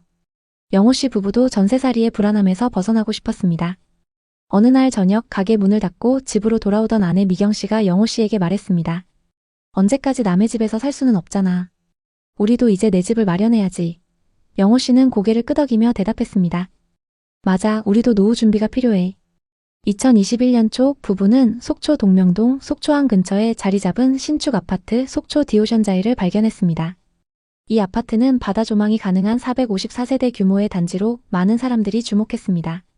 무엇보다 부부가 오랫동안 꿈꿔온 바다를 바라보며 사는 삶을 실현할 수 있는 이상적인 장소였습니다. 부동산에서 하는 말은 그들의 마음을 더욱 흔들었습니다. 이 단지는 2020년에 4억 후반이었는데 지금 7억, 8억이 넘어갑니다. 지금 안 사시면 나중에 더 비싸질 겁니다. 오션뷰는 희소성이 높아 절대 떨어질 일이 없어요. 부부는 망설였습니다. 전용 84타입 매물의 가격은 2021년 4월 기준 7억대였습니다. 전세 보증금과 그동안 모은 저축을 합쳐도 대출 없이는 매수가 어려웠습니다. 하지만 분양권 상태였기 때문에 계약금과 프리미엄만 있으면 나머지는 중도금 대출로 충당할 수 있었죠. 또 중도금 60%는 무이자 대출이 가능했습니다. 1년 만에 오른 가격이 부담스럽긴 했지만 모든 게 마음에 들었습니다. 아내는 단호한 목소리로 말했습니다. 지금이 아니면 이런 기회 다시 안 올 것 같아. 속초 집값은 계속 오를 거야. 이 집이 우리 노후까지 책임져 줄 거야. 결국 부부는 2021년 4월 속초 디오션자이 84타입 매물을 7억 200만 원에 계약했습니다. 계약서를 쓰던 날 미경 씨는 공사 현장을 바라보며 미소를 지었습니다. 여기 곧 신축 아파트가 들어서는 거야. 영호 씨도 웃으며 화답했습니다. 이제 우리도 집주인이야. 이 집이 우리 인생의 전환점이 될 거야. 계약 이후 몇 달 뒤 놀라운 소식이 들려왔습니다. 같은 평형의 30층 매물이 8억 2천만 원에 거래되었다는 소식이었습니다. 네이버 부동산에서는 중층 매물이 호가 8억까지 나와 있었습니다. 영호 씨는 깜짝 놀라며 말했습니다. 미경아, 우리 집값이 벌써 1억이나 올랐대. 이거 진짜 잘 산 거 아니야? 미경 씨도 기뻤습니다. 유튜브와 부동산 커뮤니티에서는 속초의 신축 아파트가 오션뷰와 KTX 호재로 계속 오를 거라는 긍정적인 전망이 쏟아졌습니다. 한 부동산 유튜버의 말이 미경 씨의 머릿속에 맴돌았습니다. 수도권보다 저렴하고 오션뷰까지 갖춘 속초 아파트는 이제 사고 싶어도 못 삽니다. 그녀는 속으로 생각했습니다. 곧 10억도 금방 가겠네. 돈 버는 게 이렇게 쉬울 수가. 집값이 오를수록 자만심도 커졌습니다. 미경 씨는 친구 모임에서 자랑스레 말했습니다. 속초 디오션자이 알아? 분양권 사자마자 1억이나 올랐어. 속초는 이제 수도권 못지않게 뜰 거야. 영호 씨도 지인들과의 술자리에서 웃으며 말했습니다. 다른 건 몰라도 신축 아파트 사면 돈 번다니까요. 다들 지금이라도 사세요. 주변의 부러운 시선을 즐기던 부부는 점점 더 자신감에 차올랐습니다. 다들 전세살이로 고생할 때 우리는 집값 오르는 재미로 사는 거야. 미경 씨는 추가 대출을 받아 다른 부동산에 투자해볼까 고민하기 시작했습니다. 요즘 생활 숙박시설이 핫하대. 에어비앤비로 돌리면 돈 꽤 될 텐데 하나 사둘까? 영호 씨도 동의했습니다. 그건 주택수에도 포함 안 된다던데. 그들의 대화는 점점 성공한 투자자들이 하는 대화처럼 흘러갔습니다. 하지만 2022년 중반 이후부터 부동산 시장의 분위기가 심상치 않게 바뀌기 시작했습니다. 영호 씨는 처음엔 대수롭지 않게 여겼습니다. 우리 집은 신축이고 오션뷰니까 괜찮아. 하지만 문제는 그것뿐만이 아니었습니다. 물가가 치솟으며 가게의 고정비가 늘어났습니다. 재료비도 급등했고 인건비도 늘었죠. 더 큰 문제는 손님들의 발길이 점차 뜸해졌다는 점이었습니다. 코로나 후유증과 경제 불안으로 관광객이 줄면서 매출은 전년 대비 반토막 가까이 급감했습니다. 가게 운영비와 대출 이자를 충당하려면 생활비를 대폭 줄여야 했습니다. 그러던 어느 날 우연히 부동산 앱을 확인한 그녀는 충격에 빠졌습니다. 속초 디오션자이 84타입 매물이 4억 9천만 원에 거래되었다는 기록이 떴습니다. 1년 반 만에 2억 이상 하락한 것이었습니다. 미경 씨는 부동산 중개업소에 전화했습니다. 사장님, 요즘 집값이 왜 이래요? 오션뷰도 떨어졌나요? 하지만 부동산의 대답은 냉정했습니다.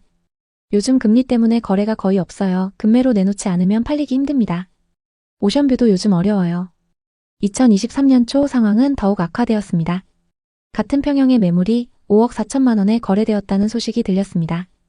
영호 씨는 믿을 수 없었습니다. 이 가격이 말이 되는 거야? 7억 주고 샀는데. 몇 달 뒤 상황은 더 심각해졌습니다. 같은 동, 같은 평형의 매물이 4억 9천만 원에 거래되었다는 기록이 확인되었습니다. 1년도 안 돼 집값이 2억 넘게 하락한 것이었습니다. 미경 씨는 밤마다 부동산 앱을 뒤지며 거래 내역을 확인했습니다. 매일 보이는 하락 그래프에 마음이 무거워졌습니다. 영호 씨는 한숨을 쉬며 말했습니다. 미경아, 그냥 버텨보자. 언젠가 다시 오를 거야. 좌절은 점점 깊어졌습니다. 미경 씨는 우울감에 빠졌습니다. 왜 우린 그때 샀을까? 전세로 살면서 돈을 모아서 지금처럼 떨어졌을 때 투자했어야 했어. 아파트 입주 후에도 전혀 기쁘지 않았습니다. 그녀는 오히려 매일 아침 바다를 보며 후회에 잠겼습니다.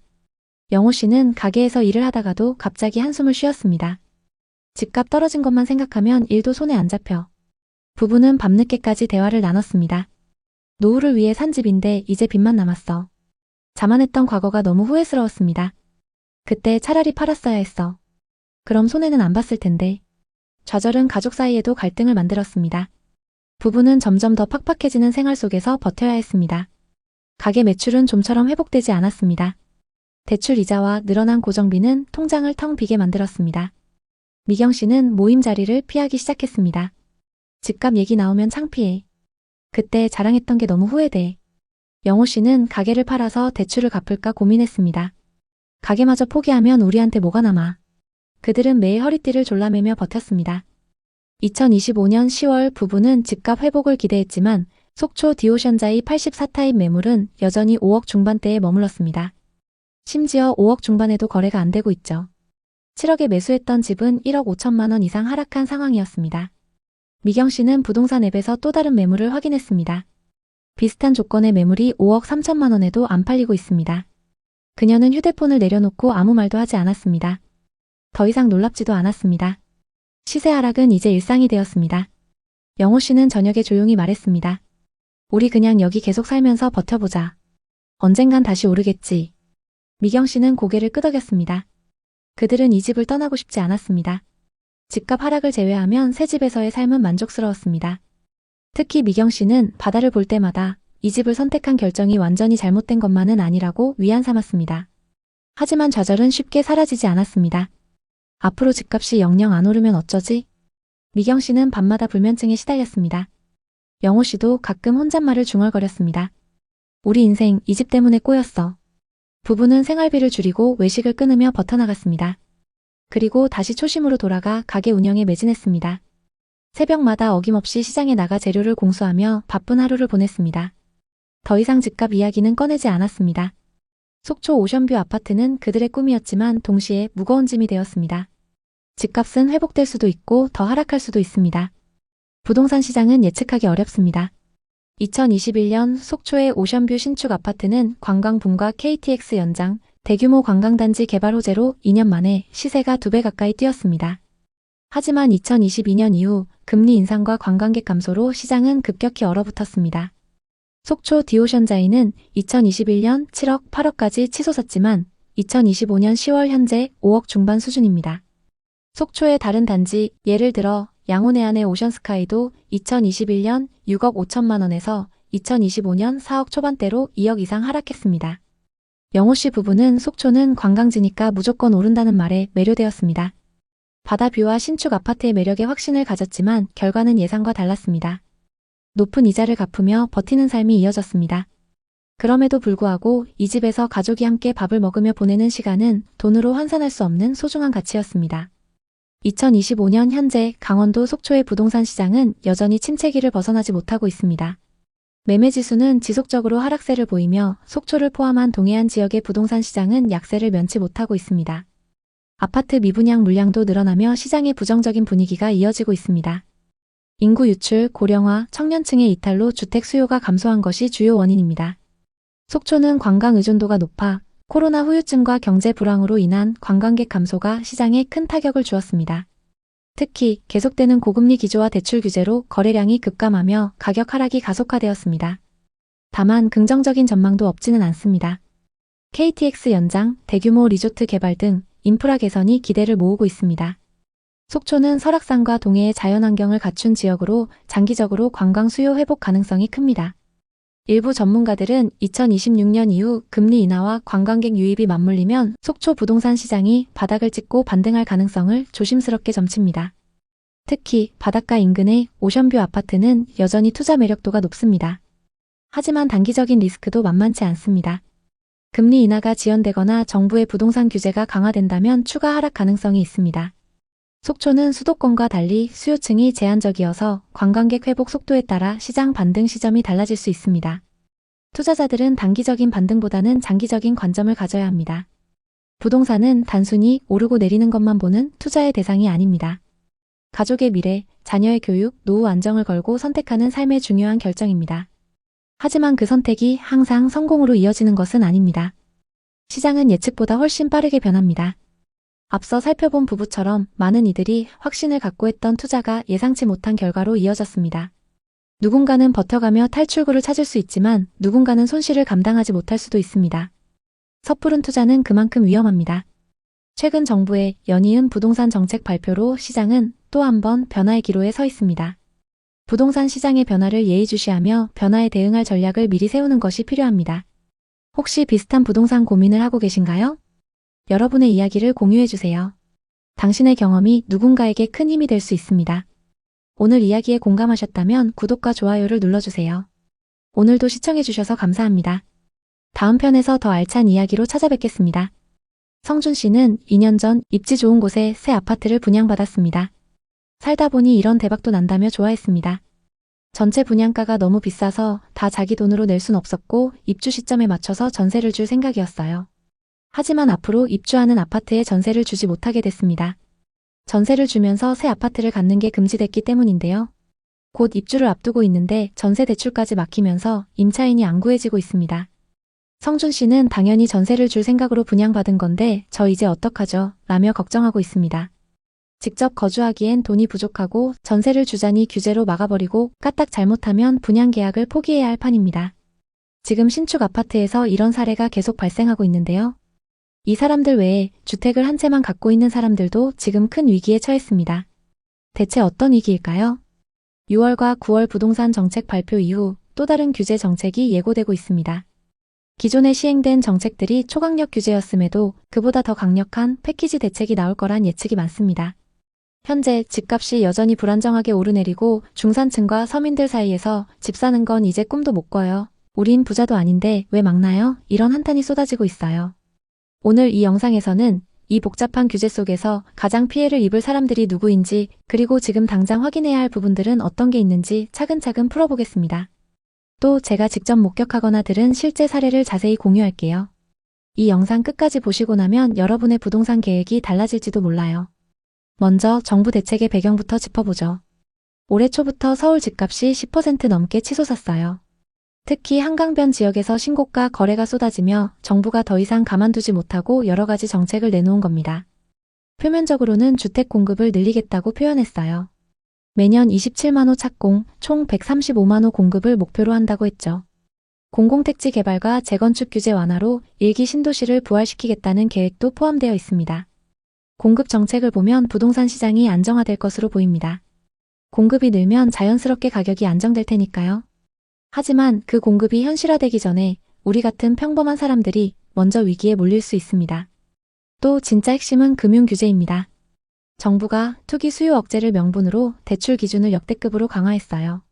가계부채가 1,900조 원을 돌파했고 전세 대출만 200조 원에 달했거든요. 이게 부동산 과열의 주범이라고 판단한 거죠. 이번 대책으로 LTV와 DSR을 더 세게 조였습니다. 이민호 씨는 2018년 부동산 투자를 시작했어요. 그 당시 무자본 갭 투자라는 말이 유행했습니다. 그땐 전세 대출도 잘 나오고 임차인도 잘 구해지던 시절이라 많은 사람들이 갭 투자에 뛰어들었는데요. 민호 씨도 서울 근교에 빌라를 샀습니다. 매매가 3억에 전세는 2억 8천만 원으로 세팅했어요. 자기 돈 2천만 원만 투자했고 임차인은 한 달 만에 구했어요. 금방 시세가 오르자 투자에 눈이 멀었고 그렇게 다음 계약도 진행했습니다.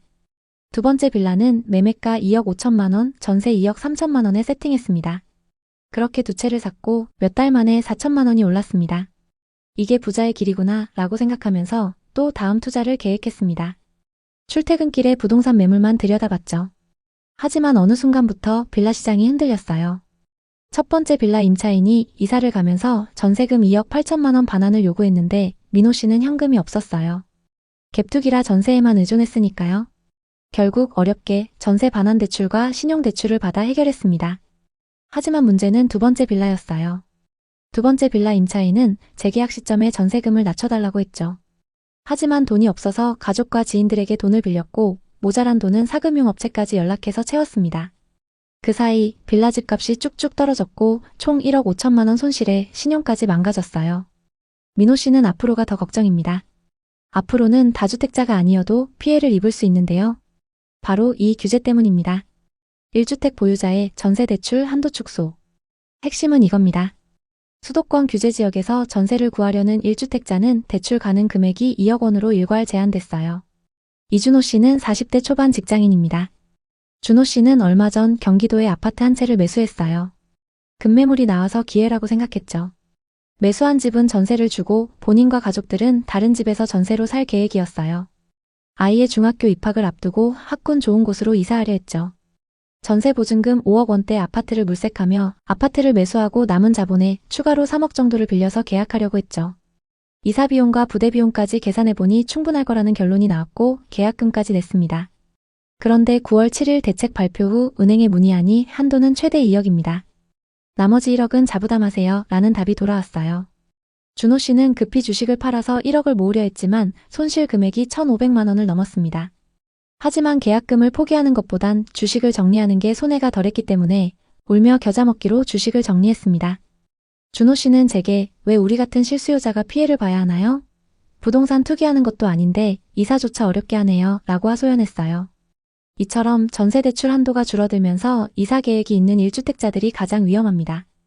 규제 발표 이전 계약이라면 연장할 때 기존 한도를 유지할 수 있지만 증액이나 신규 이사면 2억 원 제한이 적용돼요. 과거보다 많이 줄어든 거예요. 이전엔 보증 종류나 은행에 따라 3억까지도 가능했죠.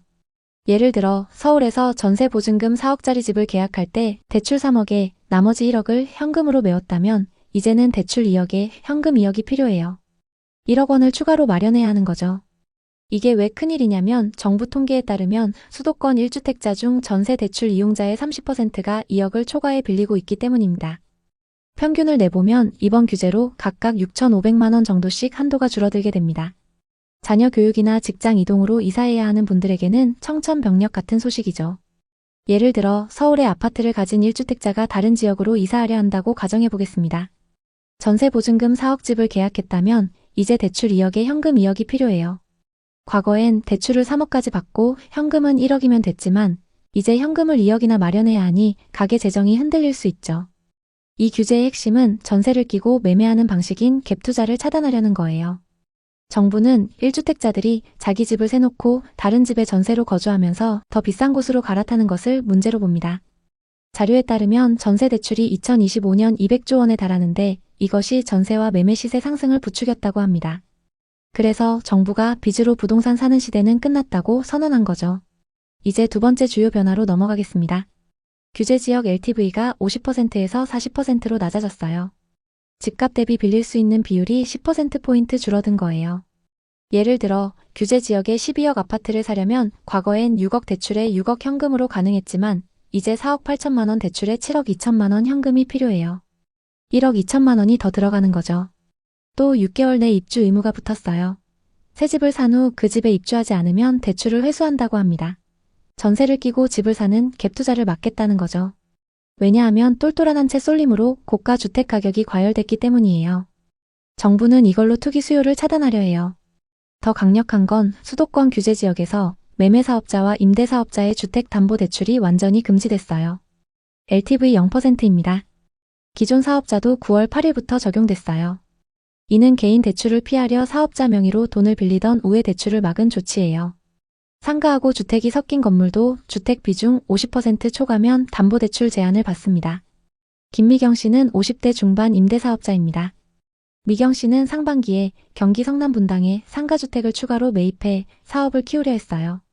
대출 한도 조회까지 마쳤고 보유한 현금으로 매입이 가능하다는 계산이 나왔습니다. 중개인과 협의까지 마쳤죠. 그런데 9월 7일 대책이 시행됐고 사업자 주담대 0% 소식을 듣고 충격받았어요. 은행에서 사업자도 대출 안 됩니다. 라고 했고 미경 씨는 거래를 포기해야 할 판입니다. 미경 씨는 임대업이 노후 대비였는데 이제는 다 막아서 할 수 있는 게 없네요. 정부가 사업자를 투기꾼 취급하네요. 라며 속상해했어요. 이제 더 깊이 들어가 보죠. 앞으로 주목할 또 다른 점은 투기 과열지구 재지정 움직임이에요.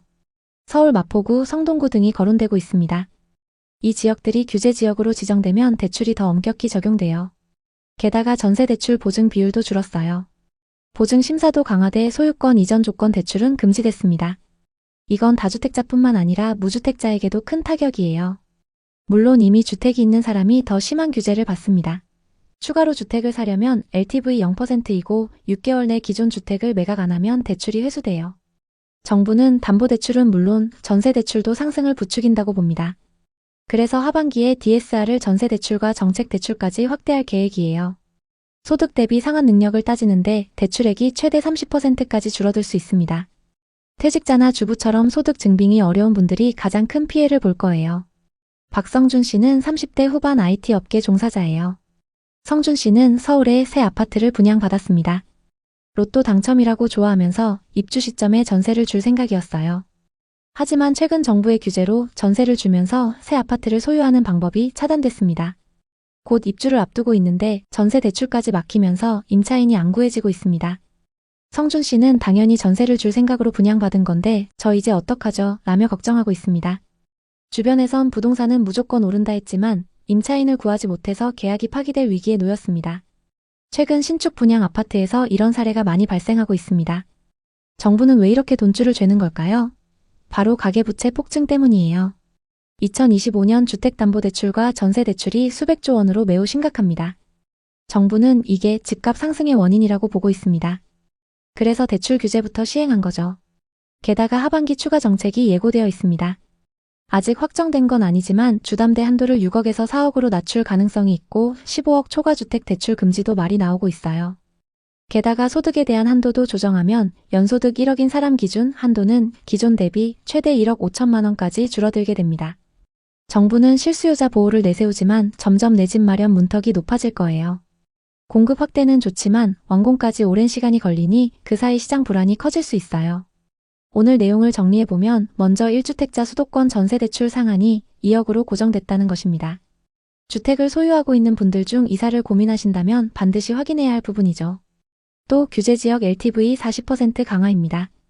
규제지역일수록 대출 한도가 적으니 계약 전 반드시 한도를 검토하세요. 그리고 매매 임대사업자 주담대 0%입니다. 만약 상가주택 매수 계획이 있으시다면 주택 비율 체크는 필수입니다. 요즘 부동산 시장이 빠르게 변화하고 있습니다. 하지만 이럴수록 모르면 더 위험해요. 미리 대비하면 피해를 줄일 수 있어요. 오늘 이야기 어떠셨나요? 오늘의 이야기에 공감하셨다면 구독과 좋아요를 눌러주세요. 오늘도 시청해주셔서 감사합니다. 여러분, 앞으로 집을 살 수 없게 됐습니다. 서울 전체 또 경기도까지 규제에 묶여서 이제 마음대로 집을 살 수 없습니다. 또 집을 갖고 있는 사람들은 마음대로 팔 수도 없게 됐는데요. 물론 수도권 일부 지역은 규제에서 빠졌기 때문에 아직 집을 살 수 있지만 전체적으로는 역대급 대책이라고 할 수 있죠. 오늘은 이 대책의 내용을 여러분께 하나하나 쉽게 풀어드리겠습니다. 또 현재 시장 상황이 어떻게 돌아가고 있는지, 그리고 이 대책 때문에 많은 사람들이 어떤 피해를 입고 있는지 생생하게 전해드릴게요. 먼저 정부의 이번 대책이 왜 이렇게 큰 파장을 일으켰는지 그 배경부터 말씀드리겠습니다. 새 정부가 출범한 지 이제 4개월 정도 됐는데 벌써 세 번째 부동산 대책이에요. 지난 6월 27일에 주택담보대출 한도를 6억으로 제한하는 첫 번째 대책이 나왔고 9월 7일에는 일기 신도시급으로 연간 25만 호를 공급하겠다는 공급 대책이 발표됐었죠. 하지만 이 두 번의 대책이 서울 수도권 집값 상승세를 잡지 못했어요. KB부동산 지수를 보면 2025년 상반기 서울 아파트 값이 평균 15%나 올랐고 강남 3구는 20% 가까이 폭등했어요. 그래서 더 강력한 규제를 들고 왔습니다. 이 대책의 핵심은 명확해요. 갭투자, 즉 전세를 끼고 집을 사는 투기성 매수를 완전히 차단하고 실수요자만 집을 살 수 있게 하겠다는 거예요. 수요 억제가 목표인데 공급 확대는 여전히 미흡해서 효과가 얼마나 갈지는 의문입니다. 자료에 따르면 서울 주택 가격은 2023년 전후로 급락한 이후 우상향하고 있으며 25년 초까지 급격한 상승세를 보였습니다. 대책의 구체적인 내용을 하나씩 풀어볼게요. 첫 번째 핵심은 규제 지역 확대예요.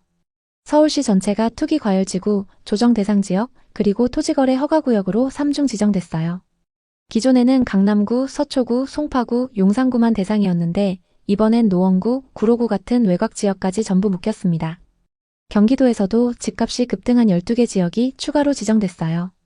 과천시, 광명시, 하남시, 의왕시, 성남시, 수원시, 안양동안구, 용인 수지구예요.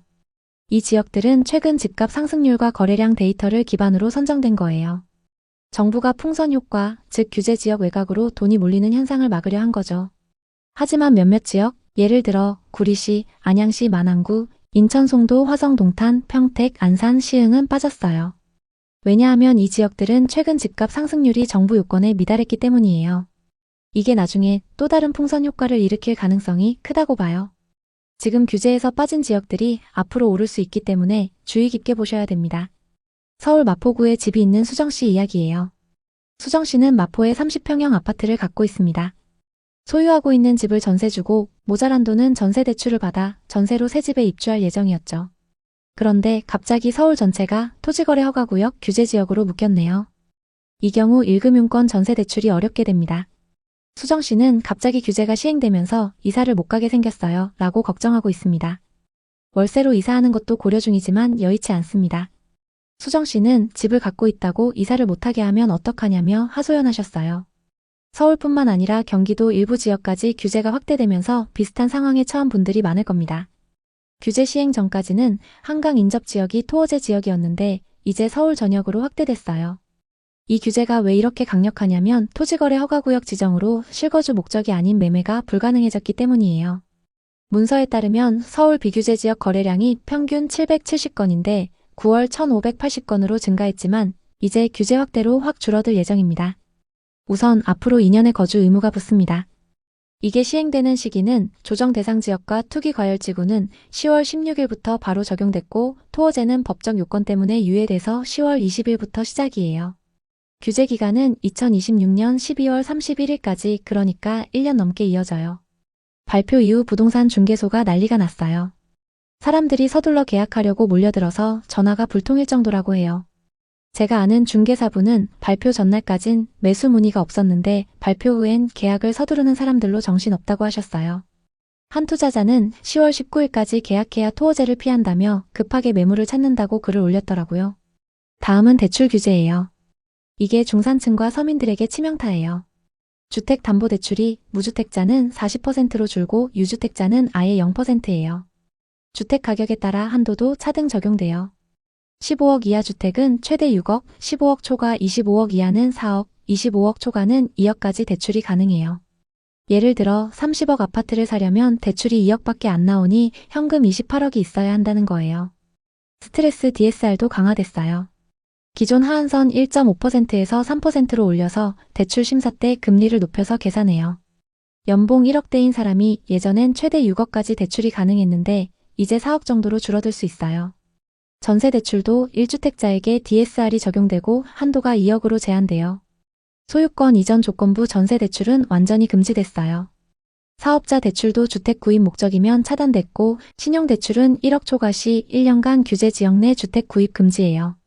이건 투기성 대출을 뿌리 뽑겠다는 의지예요. 이 대책이 발표되자마자 시장이 즉각 반응했어요. 거래는 갑자기 멈췄고 매도자들과 매수자들 모두 상황을 살피고 있습니다. 민종 씨는 최근 주식이 많이 올라 주식을 정리하고 부동산 투자를 할 생각이었어요. 과천은 집값이 너무 비싸서 전세를 끼고 사야만 가능했죠. 그런데 이번 대책으로 과천이 토어제 대상이 됐어요. 민종 씨는 서울 거주자라 실거주할 계획이 없었는데 토어제 때문에 실거주 안 하면 집을 살 수가 없게 됐습니다. 내가 거주할 집과 투자할 집을 따로 가져갈 수 없다는 게 말이 안 된다고 했습니다. 과천뿐만 아니라 서울 전 지역과 광명, 하남, 의왕, 성남, 수원, 안양, 용인 등 많은 지역들이 규제로 묶였습니다. 최근 서울과 수도권 지역의 집값이 계속 오르면서 규제 지역을 확대한 것으로 보입니다. 규제로 묶여있던 강남 3구와 용산구 외의 지역들이 더 이상 오르는 걸 막기 위한 대책이라고 보시면 됩니다. 세제와 청약 규제도 엄청 빡빡해졌어요. 다주택자들은 취득세가 중과됩니다. 2주택은 8%, 3주택은 12%. 예를 들어 수원 광교에 15억짜리 집을 추가로 매수하려는 2주택자는 취득세만 1억 8천만 원을 내야 합니다. 앞으로는 집을 사기만 해도 2억 가까운 세금을 내야 하는 거죠. 또 양도세도 중과됩니다. 2주택은 20%포인트, 3주택은 30%포인트가 추가되죠. 다주택자들은 장기보유 특별공제도 배제됩니다. 한 투자자는 10월 15일 대책 때문에 부동산 포트폴리오가 무너졌다고 했어요. 그리고 또 다른 투자자는 이제 겨우 돈을 마련했는데 집을 못 사게 막아서 살 수가 없다고 한탄했어요. 이는 중산층 갭투자자, 다주택자, 청약 희망자, 재건축 투자자, 전세 투자자 모두 해당됩니다. 자료에 따르면 서울의 아파트 거래량은 9월 1750건, 비규제 지역은 1580건으로 증가했지만 이제 규제 후 더 감소할 것으로 예상됩니다. 현재 시장 상황은 완전히 정지 상태입니다. 다들 눈치 싸움을 하고 있죠. 토지거래 허가구역으로 지정된 지역에 집을 갖고 있는 사람들은 집값이 더 오를까봐 팔지 못하고 매수자들은 더 떨어질까봐 접근하지 못하고 있습니다. 일단 상급지 갈아타기와 갭투자가 완전히 제동 걸린 상태입니다. 규제가 없는 중저가 아파트 쪽으로 수요가 쏠리겠지만 전체 거래량은 감소할 것으로 보입니다. 여기서 또 다른 문제가 생길 수 있는데요. 바로 전세와 월세의 가격입니다. 매매가 막히니 전월세 수요가 폭증할 것이고 전세가가 오를 가능성이 있습니다. 이게 집값을 다시 밀어올릴 수 있어요. 정부가 전세대출 한도를 줄였지만 무주택자는 크게 영향이 없습니다. 그렇기 때문에 전세 가격이 상승할 가능성이 있습니다. 이건 역시 공급 부족이 핵심 문제예요. 2026년 27만 호 분양 계획이 있지만 공공택지 5,000호가 연내 공급될 뿐 실질적 효과는 미지수예요. 앞으로 시장은 단기적으로 급등세가 진정될 거예요. 하지만 하락보다는 강보합, 즉 가격이 유지되거나 살짝 오를 가능성이 높아요. 특히 벌써 풍선 효과를 볼 지역에 대한 얘기들이 나오고 있습니다. 예를 들면 경기도 구리, 남양주 다산, 용인 기흥, 인천 송도, 그리고 화성 동탄 같은 지역들 말이죠. 이런 지역들은 수요가 몰리면서 상승할 가능성이 있습니다. 이렇게 되면 정부가 추가로 규제 지역을 확대하거나 보유세 인상, 거래세 강화 등 더 강력한 카드를 꺼낼 가능성도 있어요. 정부가 최근 부동산 가격이 국민소득 대비 세계 1등, 일본처럼 버블 붕괴 가능성이 있다고 경고했어요. 일본은 1990년대 부동산 버블 붕괴로 30년 장기 침체를 겪었죠. 우리도 인구 감소와 경제 성장률 1% 미만 속에서 비슷한 위험이 있어요. KB 부자 보고서처럼 현금 10억 이상 보유자가 45만 명, 올해 50만 명이 예상되지만 이 돈이 모두 부동산에 집중되면 버블이 생길 가능성이 있습니다. 구독자 여러분, 이번 대책으로 많은 변화가 예상됩니다. 앞으로도 계속 시장 동향을 전달드리겠습니다. 또 이번에 규제를 피한 지역과 규제에 적용된 지역들을 자세히 분석하고 청약 전략도 공유드리겠습니다. 다음 영상은 앞으로 풍선 효과를 노릴 지역은 어디인가, 이것을 주제로 준비해보겠습니다. 어려운 상황 같이 공부하며 이겨내보시죠. 오늘은 여기까지 하겠습니다. 끝까지 시청해주셔서 감사합니다. 행복한 하루 되세요.